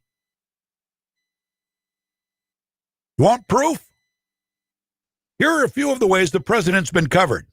He'll open it. Now, most of these are MSNBC or MSDNC and the Communist News Network. Listen and learn. This is what your media is telling you. I am greeted with a hostile press, the likes of which no president has ever seen. They come at you with the most horrible, horrendous, biased questions. And you see it, 94 and 95% of the press is hostile. They treat me so unfairly, it's hard to believe that I won. We're now looking at the worst president in American history. The worst president in American history. The worst president in modern history. This era we're in with Donald Trump, it's like the gates of hell have been opened. We thought Emperor Nero was wrong to fiddle as Rome burned. This guy's worse. He's been an abomination. What a poor excuse for a president. This moral monster. What a poor excuse for a man. What a pathetic, sniveling little man our president is. What a poor excuse for a human being. He's unfit to be human. I believe this man is capable of horrific deeds. This vile, immoral, corrupt, indecent, dangerous, intellectually unfit president is a danger to all of us. It's not really in serious dispute anymore that President Trump is not up to this job. The president has been inept from the start. This president has basically failed the American public. How badly is he failing right now? Do you think to date, in the last 6 months, he has damaged the credibility of the office of the presidency? Homicidal negligence of the president of the United States. There is death after death after death that is on the president's watch. He has blood on his hands. Our president has blood on his hands. Blood on his hands. Rivers of blood on his hands. More people are dead and dying in America tonight because Donald Trump is president.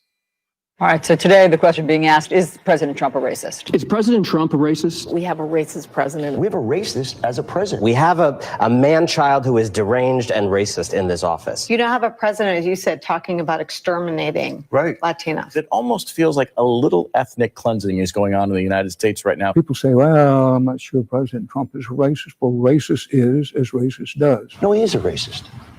He is a racist. Can we just say it once and for all? Anyone who is in that White House and who is supporting him is complicit in their racism as well. To people who look like me, it's about imminent danger. When I see the Make America Great Again hat now, Chris, I am triggered. I'm so triggered. This Make America Great Again hat is just as maddening and frustrating and triggering for me to look at as a KKK hood. This president, Donald John Trump, has instigated a race war in America. When he said today, America first, it was not just the racial, the Hitlerian background to it. America first is really white America first. That is just the emboldening of white bigotry by a white nationalist, white supremacist presidency. It carries with it overtones from the 1930s. The words themselves carry very ugly echoes in our history. Is it appropriate to ask whether the president is having difficulty with rationality? It's crazy what we're watching every day. Yeah. It's absolutely crazy. People in European governments think that Trump has lost his mind. It is possible that he's mentally ill in a way. It's almost like being in the ward of a mental hospital half the time. We're getting the ramifications as a nation of what having a sick man in the White House means. I don't believe in sane.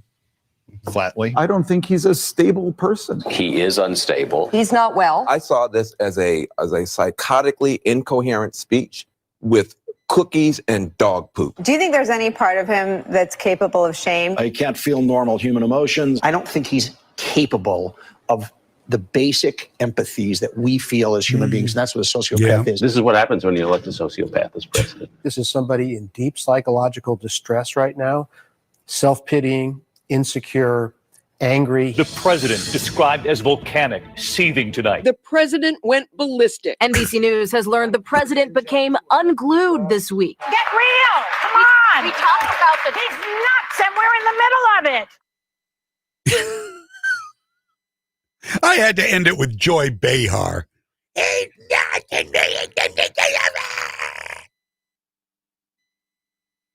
That's the mainstream media. CNN, mostly CNN and MSNBC. Yes, you heard not Chuck Todd. He's probably in there. Shepard Smith was in there, former Fox guy, now works over at CNBC. That's just a little tiny sample of what they're telling you on the news. This is journalists. Has there ever been a better example of fake news, of editorializing in so-called news? I don't think there has ever been a better compilation to show you an example of how left-wing and how anti-Trump reporters are. But we can't be hearing it. It can't be true because remember, as Chuck Todd says... And just a reminder, for what it's worth, there is no editorial point of view here on any of these newscasts on MSNBC in the daytime. Oh, right, Chuck. Okay. Thank you, Chuck. Now go sit down, okay? Your milk and cookies will be here in a few minutes. It's 11:02, back with more. I'm John James. From the Home Auto Group Studios, Farmington Ford and Franklin Chrysler in Farmington. This is WSKW, Skowhegan, Augusta, Waterville, Legacy 1160. ABC News, I'm Jim Ryan. U.S. coronavirus cases are ballooning. The latest White House Coronavirus Task Force report shows 31 states in a so-called red zone for COVID-19. That includes Florida, where we find ABC's Victor Oquendo. In just 1 week, the number of new daily cases here in Florida has doubled. This was the one-time epicenter of the pandemic, where we've lost more than 16,000 lives. The death toll here and around the world continues to climb. COVID cases are up in 44 U.S. states and territories. While Joe Biden preps for tomorrow night's debate, his former boss, Barack Obama, is filling in on the campaign trail. The former president will be in Philadelphia for a Biden drive-in rally. President Trump will be in North Carolina. Talks are set to resume between the House Speaker and the Treasury Secretary in Washington on a coronavirus stimulus package. But Senate Majority Leader Mitch McConnell is reportedly urging the White House not to strike a deal before Election Day, fearing it could divide Republicans. This is ABC News. Great Britain's new coronavirus restrictions are causing problems and confusion in one of the country's biggest cities. ABC's Tom Rivers is at the foreign desk. The UK's three-tiered COVID regional restrictions are creating huge political friction between London and the local areas affected. The latest flashpoint, the country's second largest urban centre. Prime Minister Boris Johnson. Despite the failure to reach an agreement, I hope the mayor and council leaders in Greater Manchester will now work with us to implement these measures. The point of contention, disagreement over the amount of financial aid given to residents whose livelihoods are affected by the new measures. Tom Rivers. So he asked some friends for their lucky numbers. He played them, and one set hit for nearly $200,000. So the friend who shared the lucky numbers is getting a new car. Jim Ryan, ABC News. Introducing Canada Dry Bold Ginger. It's not your grandma's ginger ale. I know because I'm not your grandma. I don't pressure you to get married. I say play the field all you want. And I drink new Canada Dry Bold Ginger with an extra kick of real ginger taste that would blow the bingo cards out your grandma's bag. I drink it while watching backyard wrestling. There's more on the line when the wrestlers don't have insurance. New Canada Dry Bold Ginger, not your grandma's ginger ale. O'Reilly. Count on the professional parts people at O'Reilly Auto Parts to recommend the best products for your car. Get maximum cooling system performance for 10 years or 300,000 miles with Peak Long Life Universal Premixed Antifreeze and Coolant. On sale now for just $5.99 after mail-in rebate. Stop by O'Reilly Auto Parts today. O'Reilly Auto Parts. It's time for the truth, and you found the home of it right here. He wants the white suburbs to be terrified of Black Lives Matter and to think that it's some sort of big revolution against the police, etc. It's time to giddy up. Let's do this, Chicago. Let's make the census cowboy proud. But we need to completely dismantle the Minneapolis Police Department. The Minneapolis Police Department is rotten. So when we dismantle it, we get rid of that cancer. Here's your truth-telling, freedom-loving, flag-waving host, John James. Why so much hostility? Why so much anger in their voices? The Minneapolis Police is a cat. Shut up, Ilhan Omar. You want to do away with capitalism and police? Calling the police a cancer? Go back to Somalia. See how you like it there. Yeah, I don't care that I said that. I don't care. I do not care.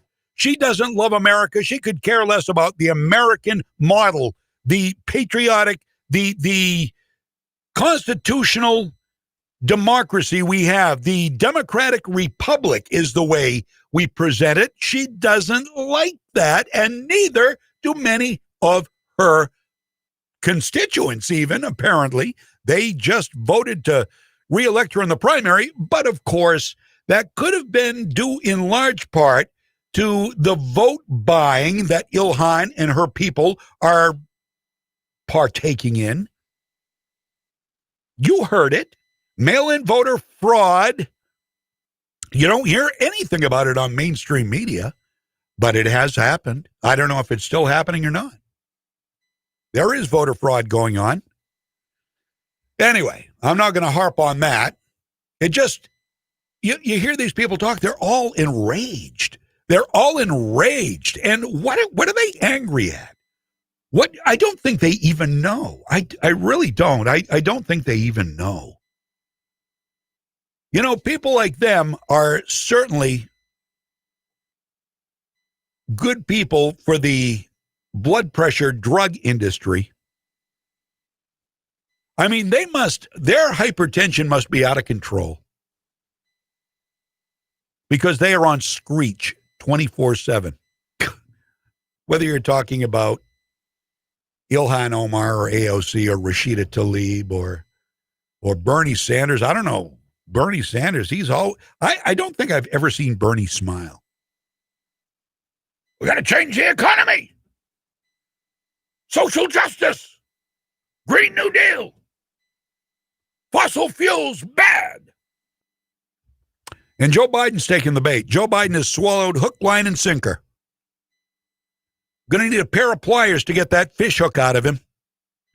Don't you hate it when that happens? The fish swallows your lure or your hook. And I'm torn. So is the fish, actually. But I am torn between just cutting the line and saying goodbye to whatever is inside the fish that I just lost, or, you know, pulling the whole mess out of there. And you know how that's going to end, don't you? Not going to end well for the fish. I hate doing that. I have actually cut the line before. I felt so sorry for the fish. And the reason for that is because I have empathy. And by empathy, I mean I can... This is going to sound really weird, but I'm not lying to you. I could put myself in the fish's position and imagine having a hook, swallowing a hook, and I shouldn't do this. Having a hook down your throat, and you've got and the person who baited you and made you swallow the hook so he could reel you in has a choice now. Does he cut it and let you go so you can go off to a fish surgeon somewhere and get it gently and delicately taken out? Or do you just take a hold of it with pliers and rip it out? And I think if I was a fish, I would rather just go look for some brilliant I'd look for a brilliant sturgeon who could operate and get it out of me safely. Boy, we went off on that, didn't we? You know who I previously didn't have any use for when he was on CNN? And you may feel the same way about this guy. He's a British guy. He would continuously fight and argue, quarrel with anybody who was anti-gun control because he was so seemingly anti-gun, and probably still is. His name is Piers Morgan. He's a liberal. He's not a bad liberal. At least he hasn't been in the last couple of years that I've been watching him. I kind of like Piers Morgan. Kind of like him. He's a liberal, but he's an objective, moderate type of guy. He was on last night with Tucker Carlson. And they were talking about this whole Hunter Biden deal with a computer at the repair shop and nobody picked it up. So the computer owner took it and took the hard drive out, made a copy of the hard drive, gave it to Rudy Giuliani, got it to the New York Post and all the story. And this is going to get dirty, by the way. Let me just float something to you. And you may not have heard this. Hunter Biden, computer pedophilia. Hunter Biden, computer child porn.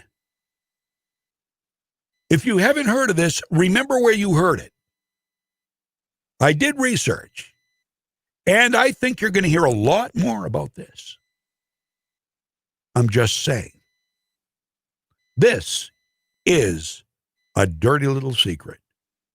And it should speak volumes as to how unintelligent Hunter Biden is. It was his signature on the, clearly, or as far as I know, his signature on the document at the computer store, his cell phone number, his contact information, his hard drive with him on it. And yeah, there's rumored to be kids on there too. And there will be more about this. So, the news story about Hunter Biden should be huge. Why? Because it involves Joe. This is not about Hunter Biden as much as it is Joe. Hunter Biden is a part of this, certainly. But Joe Biden, if you followed this story at all, Joe Biden is known as the big guy. And he was cut in on the deal of all the money they made with the Ukraine, with Russia, with Kazakhstan, however you say it, Kazakhstan, I guess. China. Joe and Hunter Biden, inseparable. Even though Joe says he didn't have any idea what his son was up to. How did his son get the job, Joe? Interesting how you were the point guy for the Ukraine, for Kazakhstan, for Russia, for China. And your son, a lawyer, just happened to get a job in the same countries you were the point guy for. What a coincidence. But the mainstream media is not reporting it. So last night on Tucker Carlson Tonight, Piers Morgan was on. And when he said Piers Morgan is coming up, normally I would have said, oh, great, this loudmouth again. Because I just know him from gun control and how he hates guns. But when he said Piers Morgan is coming up, I thought, I want to hear what he's got to say. So Tucker Carlson, I'm paraphrasing here, said, wouldn't you think the media, when there's a story as big as this Hunter Joe Biden story is potentially, wouldn't you think that media would put their favorites aside and report, I don't know, the news? Wouldn't you think, Piers Morgan? Here's what Piers Morgan had to say. Oh, completely. And this is the whole point. I wrote a column for dailymail.com yesterday about this, saying it doesn't matter what side you're on here. Journalism, freedom of speech dictates. The First Amendment dictates that when a story like this drops, and it's not being denied by the people it's accusing for 6 days now, clearly there's something there that they want to hide. The job of a newspaper, of a television network, of anybody, frankly, in the media who believes in freedom of speech and believes in journalism, is to go and investigate the allegations the New York Post has made. It's not the job of tech giants like Facebook and Twitter to have an instinctive reaction to suppress every element of that story, or for most of the mainstream media to say nothing to see here. In fact, the only story is this terrible smear on the Bidens. And I would say to you, Tucker, imagine if we switched the names around. Imagine if this story was about Donald Trump Jr. and Donald Trump. what would be happening? Do you think that the tech giants would be suppressing the story? Would the mainstream media be ignoring the story, saying that it's all just an unfair smear on the Trumps? If you reverse this, Tucker, it would be a completely different situation, and they would all be behaving in a completely different manner. This is one of the most extraordinary collective suppressions of freedom of speech that I have ever seen. And it's one of the main themes of my book is what is going on? And what is going on with liberals, frankly, and I consider myself to be one, but what is going on when liberals want to attack and suppress freedom of speech? Well, that is the core question, because, elections come and go, politicians come and go. The country remains, you hope, and its core institutions, and that is a pillar that holds up our democracy. So you've done this for an awfully long time. You've been in the media for decades at every level of it. What do you think happens after this election? How do we go back to what we had? Is it impossible? Like, when the smoke clears, where are we? I mean, look, if Joe Biden was to win, does he think this story goes away? Of course it doesn't. It would be, like every other scandal that's bedeviled presidents when they've tried to hide something. Joe Biden needs to come out. He needs to talk about this. But there is such tribalism now, I think, in America. And we're having the same problem here in Britain. And again, I touch on this in the book. It's driven by social media. Everyone gets in their tribe and they can't deviate from it. I prefer to cut through the tribes, and I think you do too, and cut to just a sense of fair play. And the sense of fair play is you've got to address this story in the same way with 2 weeks before an election when Joe Biden wants to be president. You must expose him to exactly the same scrutiny you would do if it was Donald Trump and his son. All right. So there you go. Piers Morgan. Right on. He's spot on. I never thought a few years ago I'd ever be saying that about Piers Morgan, but I have agreed with everything I've heard him say for the past 3 years. He's a liberal, but he's very objective. This is a good example. If he were American, I don't know what party he's in there in the UK, but this would be a classic example of an old school Democrat, an old school liberal. Somebody who can be reasoned with, somebody who is willing to talk, somebody who is not always looking for a reason to be angry. They still exist. I have many friends. I have some who are right off the deep end. Right up. Well, I showed you. I posted it on my page yesterday. I had this one young woman who I deleted because she told me to. She told all of her friends. She said, I'm absolutely by the way, I've got to say her punctuation and grammar were superb, except for the vulgarity. I mean, she punctuated. She's everything I want to see in somebody who posts on Facebook. But she says, I am absolutely effing done. Quadruple exclamation points. If you are a Trump supporter, please unfriend me. Sorry for the language. So here's somebody who has told everybody, look, I don't want to talk. If you don't agree with me, if you don't agree with socialist, communist, government control, if you don't agree with losing your freedom for the greater good, then I don't want to talk to you. I don't even want you to be my friend. So, bye-bye. And there you have the problem with today's leftists and their rage. By the way, Piers Morgan's book, if you want to buy it, I've got so many books I've got to put on my reading list here. His book is called Wake Up, Why the Liberal War on Free Speech is Even More Dangerous Than COVID-19. This coming from a liberal. But this coming from your classic liberal. The term liberal, the term Democrat, those terms, understand this, those terms have been hijacked by a radical party, not your classic Democrats. They should not even be allowed to carry the torch for the Democratic Party. But unfortunately, until they are kicked out or asked to leave, they carry the torch. And anybody who is associated with a D next to their name is considered part of them by proxy, not necessarily by actions. But you see the D and you have to wonder, or you have to think on the side of safety. And well, I'm not going to take a chance that this person isn't all gone like Nancy Pelosi, Chuck Schumer, Joe Biden, Kamala Harris, and all the rest.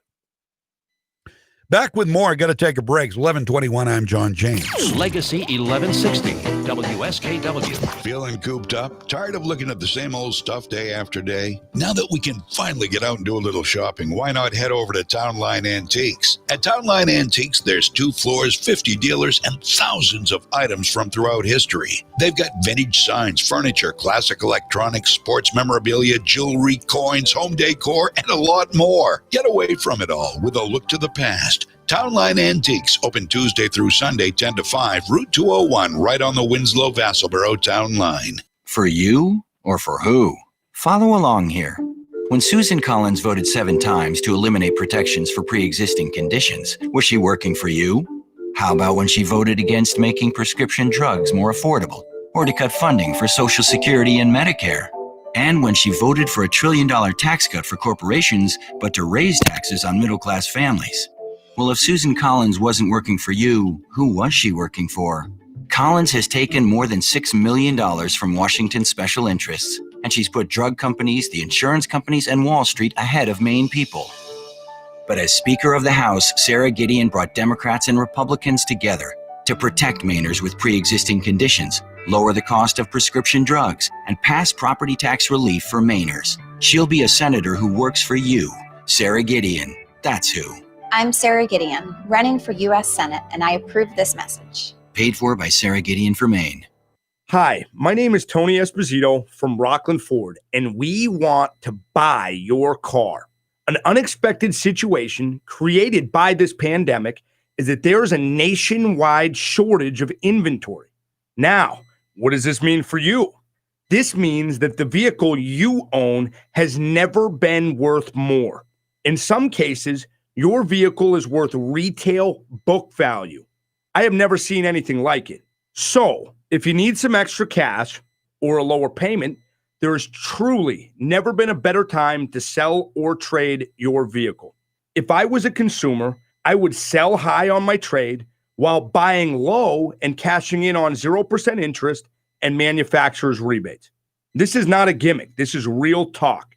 Don't wait. Call us at 594-4466 today for a free purchase offer, or visit us at rocklandford.com. Many things have changed with COVID-19, and Franklin Somerset Federal Credit Union would like to thank all of their members for adhering to the changes. Franklin Somerset Federal Credit Union has moved forward with reopening some of their lobbies. In accordance with appropriate CDC guidelines, the Farmington and Skowhegan branches now have access to limited services in their lobbies. They also highly recommend continued use of their drive-through services, teller phone, night deposit, easy banking, and mobile banking for everyday transactions, and appointments for loans or new accounts at both Farmington and Skowhegan, as well as their other branches in Kingfield, Stratton, and Madison. The safety of their members and their staff is of utmost concern. They'd like to thank you for your patience and your cooperation in helping them as we work through these unusual circumstances and develop newer and safer ways to meet your financial needs. Visit them on the web at f-sfcu.com.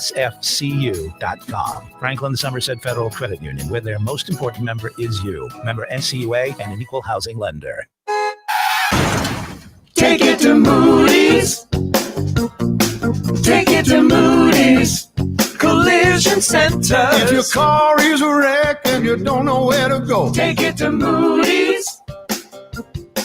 You wanna get on with your life, get on with the show, take it to Moody's. Good people you can trust, and it won't be a fuss. Take it to Moody's Collision Centers. M-O-O-D-Y. Your kid was talking on the cell phone, drove right through your own home, sitting in the parking lot. Maybe you get hit a lot, driving through the green light. Suddenly your side swipe, put it in reverse, but it turned out that it was first. Take it to Moody's. Take it to Moody's Collision Centers.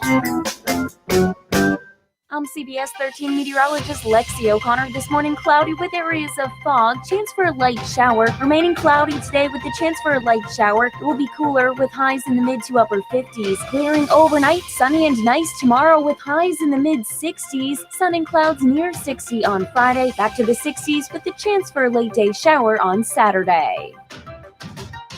Your pep rally for freedom is back. Powered by the Gun Shop in Augusta on Coney Circle. Hold up. Now, here's John James. Hey, how are you? Maybe I'll stop into the gun shop today. Be a nice ride home. I'll pick up a Big Mac maybe and go to the gun shop. Now that is a Wednesday afternoon. 11:26 right now. Say, are we too late on the phone this time? I hope not. Hi, good morning. You're on with John. Who's this? Hi, Moscow Mikhail. Hey, Moscow Mikhail. How are things in Moscow today? Overcast and drizzly. Is it still like that? I haven't been outside for a little while. Yeah, I think it's going to be one of those days. Yeah. So now, I got a note from Jamie, my producer, who told me that you had something to add to what we were talking about. Well, it may be slightly interesting. Okay. First of all, some housekeeping. Your AM signal seems to be overmodulating. Oh, does it really? Yeah, it's kind of scratchy. No kidding. Okay. There's one thing right after another, it seems, technically. Yeah. But No, I just briefly mentioned that. no, that's good. Thank you. Anyway, so there was a big announcement on another radio station earlier today. Rudy Giuliani called in directly to a Portland station. Oh, did he? And he dropped a really big load. He confirmed about the horrible depravity that's on that hard drive. Well, pedophilia. Yeah, I mean, Yeah. it's even worse than that. Is that, that's as far as I had heard. And wow. So, I did hear the word depraved used though. Yeah, well, it is. Wow. Just what he was allowed to say on the air. Anyway, Really? I also have some more information about the chain of custody of that particular device. Oh, okay. So it was Hunter Biden's computer though, right? Yep. And of course, we got to back up. Did you know that was from the Beau Biden Foundation? I did read there was a Beau Biden Foundation sticker on the computer. Correct. Yeah. And it's very difficult to find information about this Beau Biden Foundation. Interesting. I never thought to go that route. Well, follow the money. Really? And then, so he dropped it off, and the computer tech repaired it, and tried to get a hold of the owner. Right. And while he was repairing it, of course, what all good techs do, the first thing you do is you back up your device. Back up the hard drive. You got to back up your phone. You got to back up your computer. Right. Back up. Absolutely. So, he's working on a customer's computer. So he just routinely backs up the hard drive. Sure. Gets the computer working, finds out what's on there. He calls his dad, who is a veteran who used to work for one of those 3-letter agencies. And his dad calls the 7th floor. Oh, really? And that's where the FBI brass is, right? Correct. Yeah. Because he worked, as a lot of Marines do. They work after they get done. They work for these 3-letter agencies. And I got this directly from a Marine who worked for these 3-letter agencies, who told me personally, because he had a personal phone call with the technician's father. Huh. Wow. So wow. And they sat on it since December. Yeah. Now my question is why?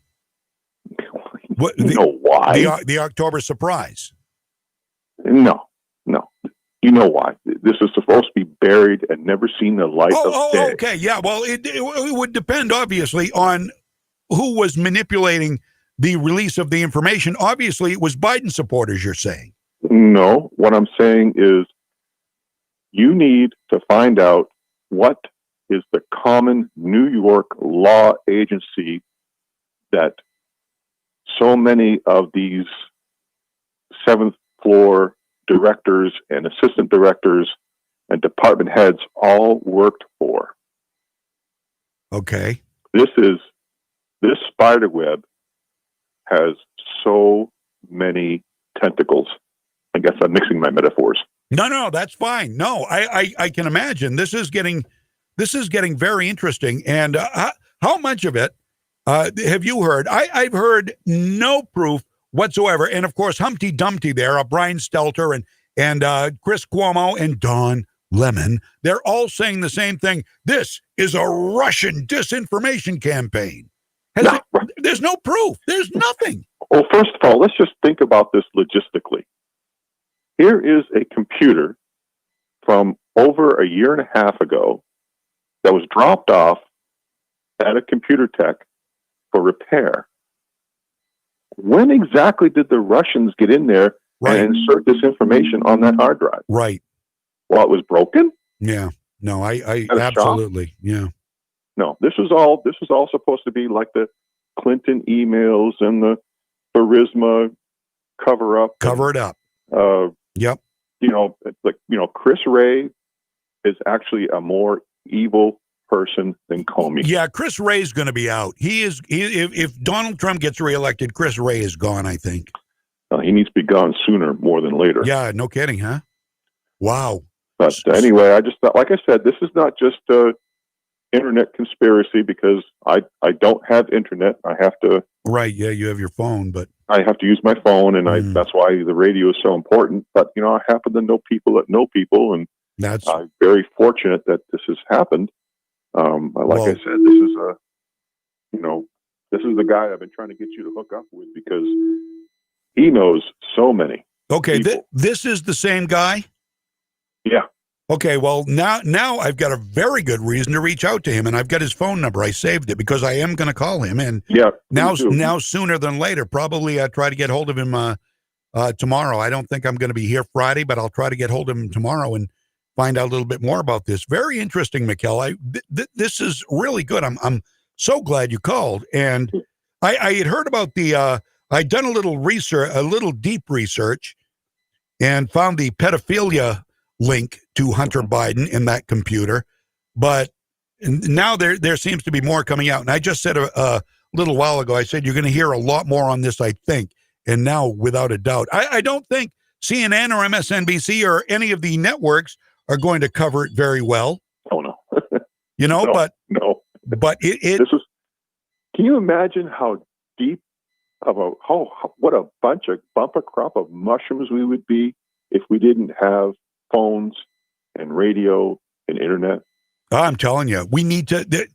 Yeah, it would be a mess, and they're trying to stifle more and more of it all the time. Oh yeah, because I have a small Twitter account, which is really good for finding contacts and leads. Yep. And I've been blocked 3 times. Is that right? Just really? For the COVID stuff and for Biden stuff. And, yeah. I just have to keep creating new accounts because I don't want to go to another platform because they're not as developed.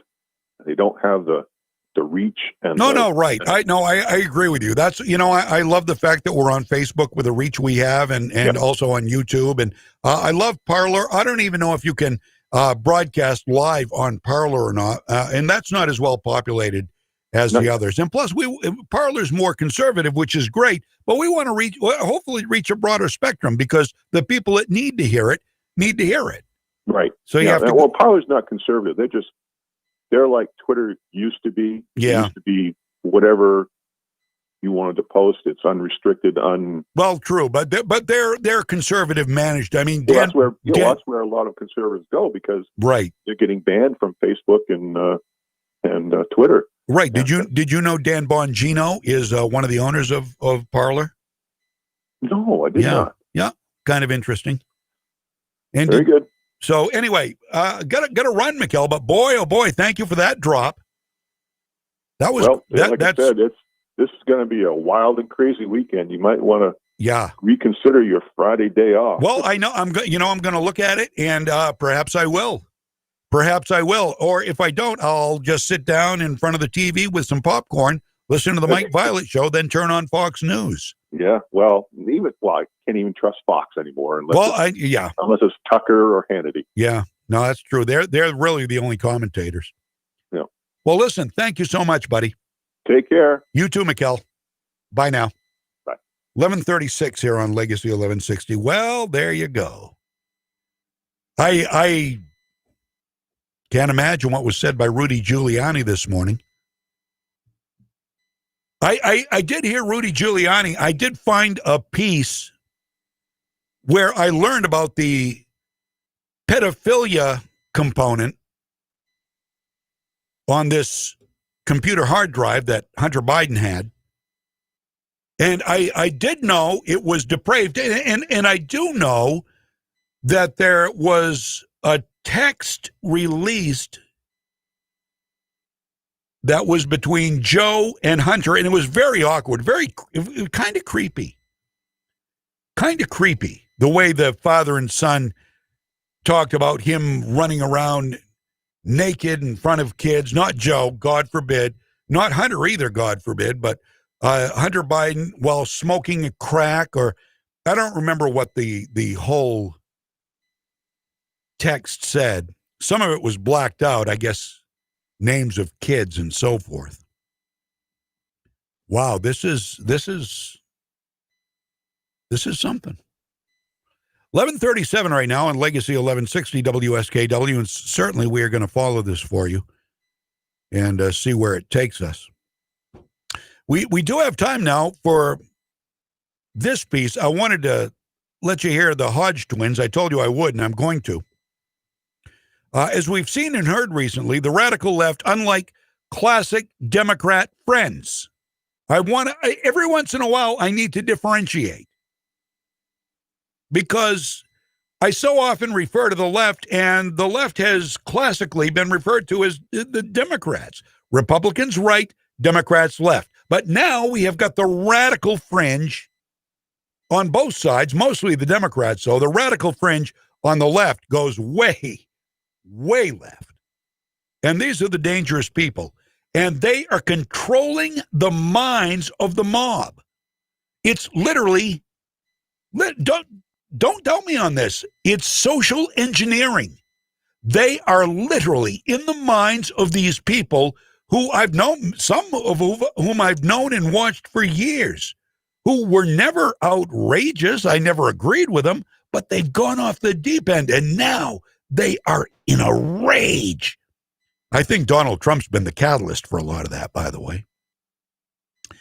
So Keith and Kevin Hodge, better known as the Hodge twins, highlight a woman who recently went full tilt on social media and gave us all a good reminder at why these people do not and cannot rule America now or ever. We cannot let them take over. Cannot. And you'll hear why. And you'll get a good lesson, too, here from Keith and Kevin Hodge. Here are the Hodge twins. This nice lady went viral. You crazy? Yeah, that lady ain't nice. She looks psychotic, actually. She's like one of those women that will call the cops on you for just looking at her. No, she's that woman that's going to call the cops on you for not wearing a mask. This is who this lady is. I've never. She look like that woman that called the cops on that little black girl for selling bottles of water. Yeah, she do. But anyway, I've never seen people on the right just have mental breaks like this on social media. No, this is something only that's attributable to people on the left, man. Only the people on the left, man. I've yet to see a conservative wearing a MAGA hat having a meltdown like this lady. This woman is screaming like she's a third grader, like she wants some more milk and cookies or something. Hey, I want some more graham crackers. I want some Kool-Aid. That's how you was in kindergarten. Crazy as hell. They had to drag your ass out of there. You was a piece of work in kindergarten. I was the nice twin. But anyway, man. like I was saying, I've never seen like conservatives have a mental break like this on social media just to prove that point, Yeah. But anyway, so y'all have some context what the hell going on. Check this woman out. Fine. Listen to me, Republicans. Listen. You are the people in history they warned us about. They warned us about people like you. Pay attention. We're losing our democracy. Wake up. Wake up. Man, that woman is dangerous. Losing our democracy. We ain't losing our democracy. You lost your damn mind. That's what you lost. But you got brain cells and democracy confused. You lost your damn mind, woman. Look here. Actually, that's how democracies work. Yeah. Right? Just because the vote doesn't go your way doesn't mean we're losing our democracy. But that's how pure democracies work. Thank God this is a constitutional republic. Yeah, we're not a pure democracy. Yeah, if this wasn't a constitutional republic in this country, women like this, she would have already ruined this damn country. Yeah, if we didn't have a constitutional republic, the Electoral College, 3 major cities would determine our elections. Everybody in these rural country towns, the Midwest, those votes would not matter. Yeah, Los Angeles, Chicago. Yeah. Freaking, what's another liberal shithole? For some reason, There's a lot of them, man. I lose count every day. Yeah, New York City. Y'all, this country would be over. Yeah. See, that's what a democracy is. Yeah. Like I was saying, we're a constitutional republic because our founding fathers knew the evils of pure democracies. Because pure democracies is nothing but mob rule. Yeah. So long as you have enough votes, you can do whatever you want. Like what they did in Congress, man, to our president. That impeachment hearing, that was a textbook case of pure democracy. They had the votes, so they went ahead and tried to impeach our president. Yeah, but we're a constitutional republic. We have checks and balances. We have Right. three branches of government. The Democrats, y'all can go ahead and do that in the House, right? But we got the Senate. Yeah, Senate gonna rule on it anyway. It was just a publicity stunt. Yeah, it's just to charge up your constituents because they brain dead anyway. Yeah, we impeached them. Yeah, that's what I'm talking about. It was just a waste of time. Y'all was not going to remove this man. $25 million going down the tubes investigating our president over something that never did happen. Yeah, well, at least $25 million. And I don't mean to laugh because it's not funny. It makes you want to cry when you think these are our tax dollars. These are the dollars we're spending, we're giving to the federal government so they can protect us from all threats, foreign and domestic, and they can protect our freedoms. And we're spending it on a sham that Adam Schiff knew was a sham and lied about for 3 years. And they keep reelecting this dumbass. Pardon my French. He should be banned from the Senate. He's a House member. Sorry, he should be banned from Congress. 11:44 now on Legacy 1160 WSKW. Tonight we have. Tonight's what? We have nothing tonight. No sports tonight. Tomorrow it's tomorrow night, Skowhegan at Messolonsky. Girls soccer. From Central Maine Motors Auto Group. And G&E Roofing of Augusta.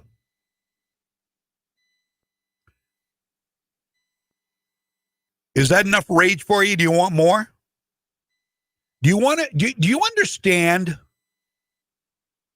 what the leftists are trying to do now? Do you understand what the media is trying to do now? Do you understand what the polling is trying to do now? And by the way, the only poll that was right when Trump won, I was right.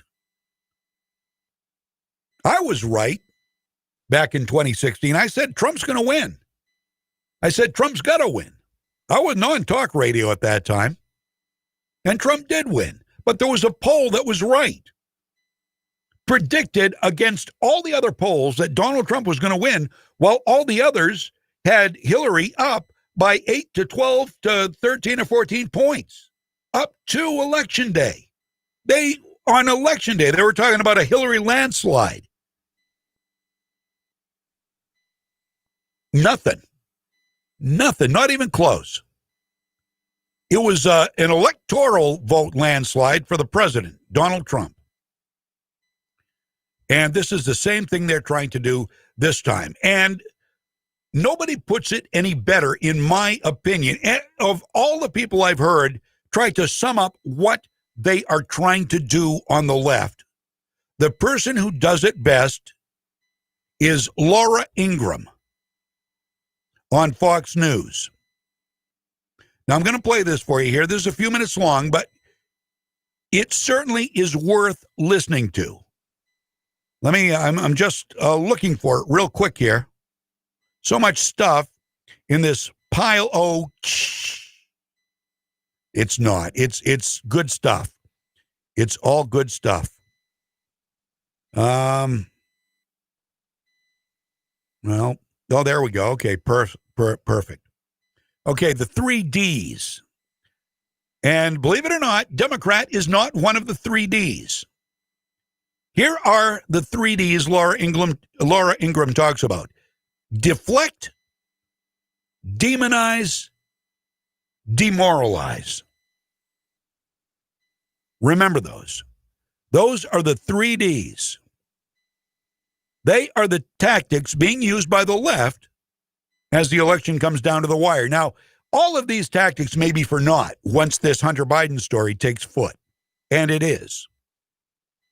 Laura Ingraham makes such great points that I'm going to let you hear the whole thing. It shows you the ineptness of the leftist media, who never asks tough questions because they're basically junior journalists. They have no hint of professionalism, pride, shame, those emotions that most of us feel. Now, it also recalls the 2016 election to illustrate that no matter what the polls say, they're likely way off, as they were right up till election night.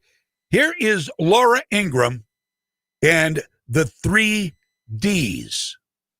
Now, recently I warned you that in the home stretch of this campaign, the Biden team would cynically use a combination of the 3 Ds as their closing strategy: deflect, demonize, and demoralize.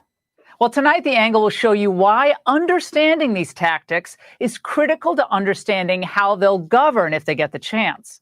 First, deflect. The entire country saw Mike Pence absolutely flatten Kamala Harris in their debate, but Biden's media toadies, they want you to believe that it doesn't matter. Instead, they point to...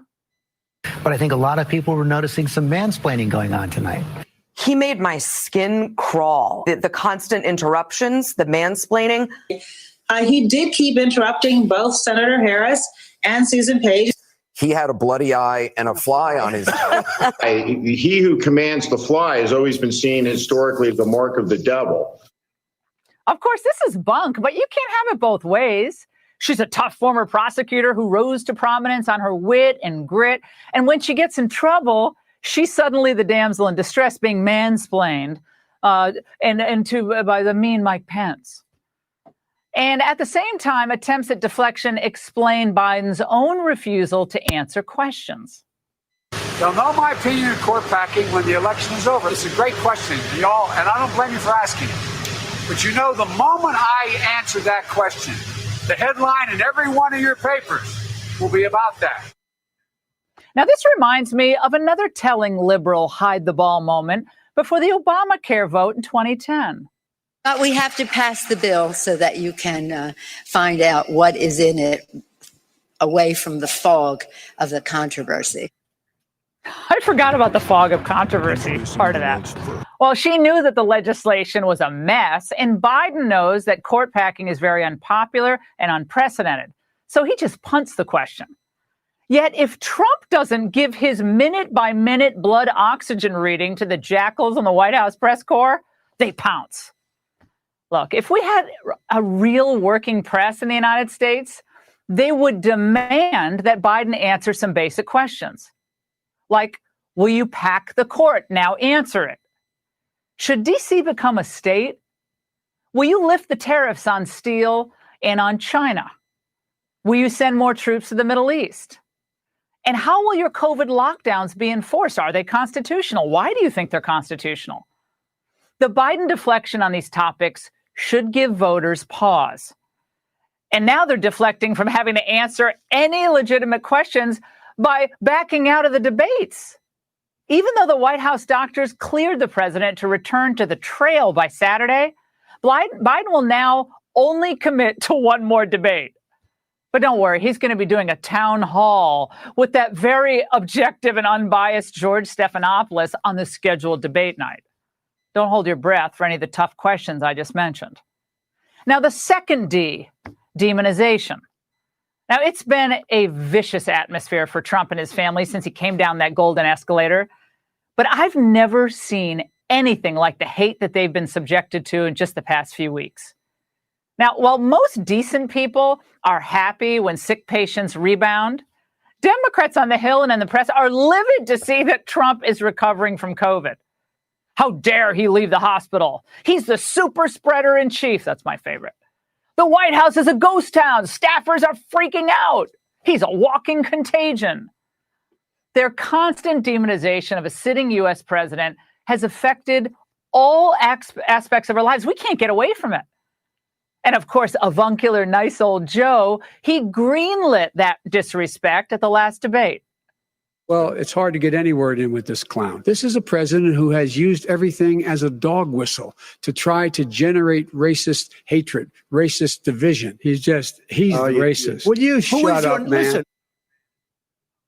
Now they're trying to blame Trump for a handful of Michigan militiamen who were allegedly planning to kidnap Governor Gretchen Whitmer. Listen to this. This is a nut situation. Never mind the fact that these lunatics look like they're anarchists and not right-wingers. These folks somehow managed to skirt any culpability for stoking the violence and the riots that destroyed our cities. But now Trump is to blame for a couple of fools, criminals in Michigan? That's like Biden is responsible for this assault that we've seen on cops. The left has encouraged the disrespect of any and all authority, especially the president. Now, they demonize Trump because they can't sell Biden. They don't want it to be a choice election between Trump and Biden, but it is. In the end, you're choosing between liberty or lockdowns, between law and order or chaos, between America first or America's end. And the final D, demoralization.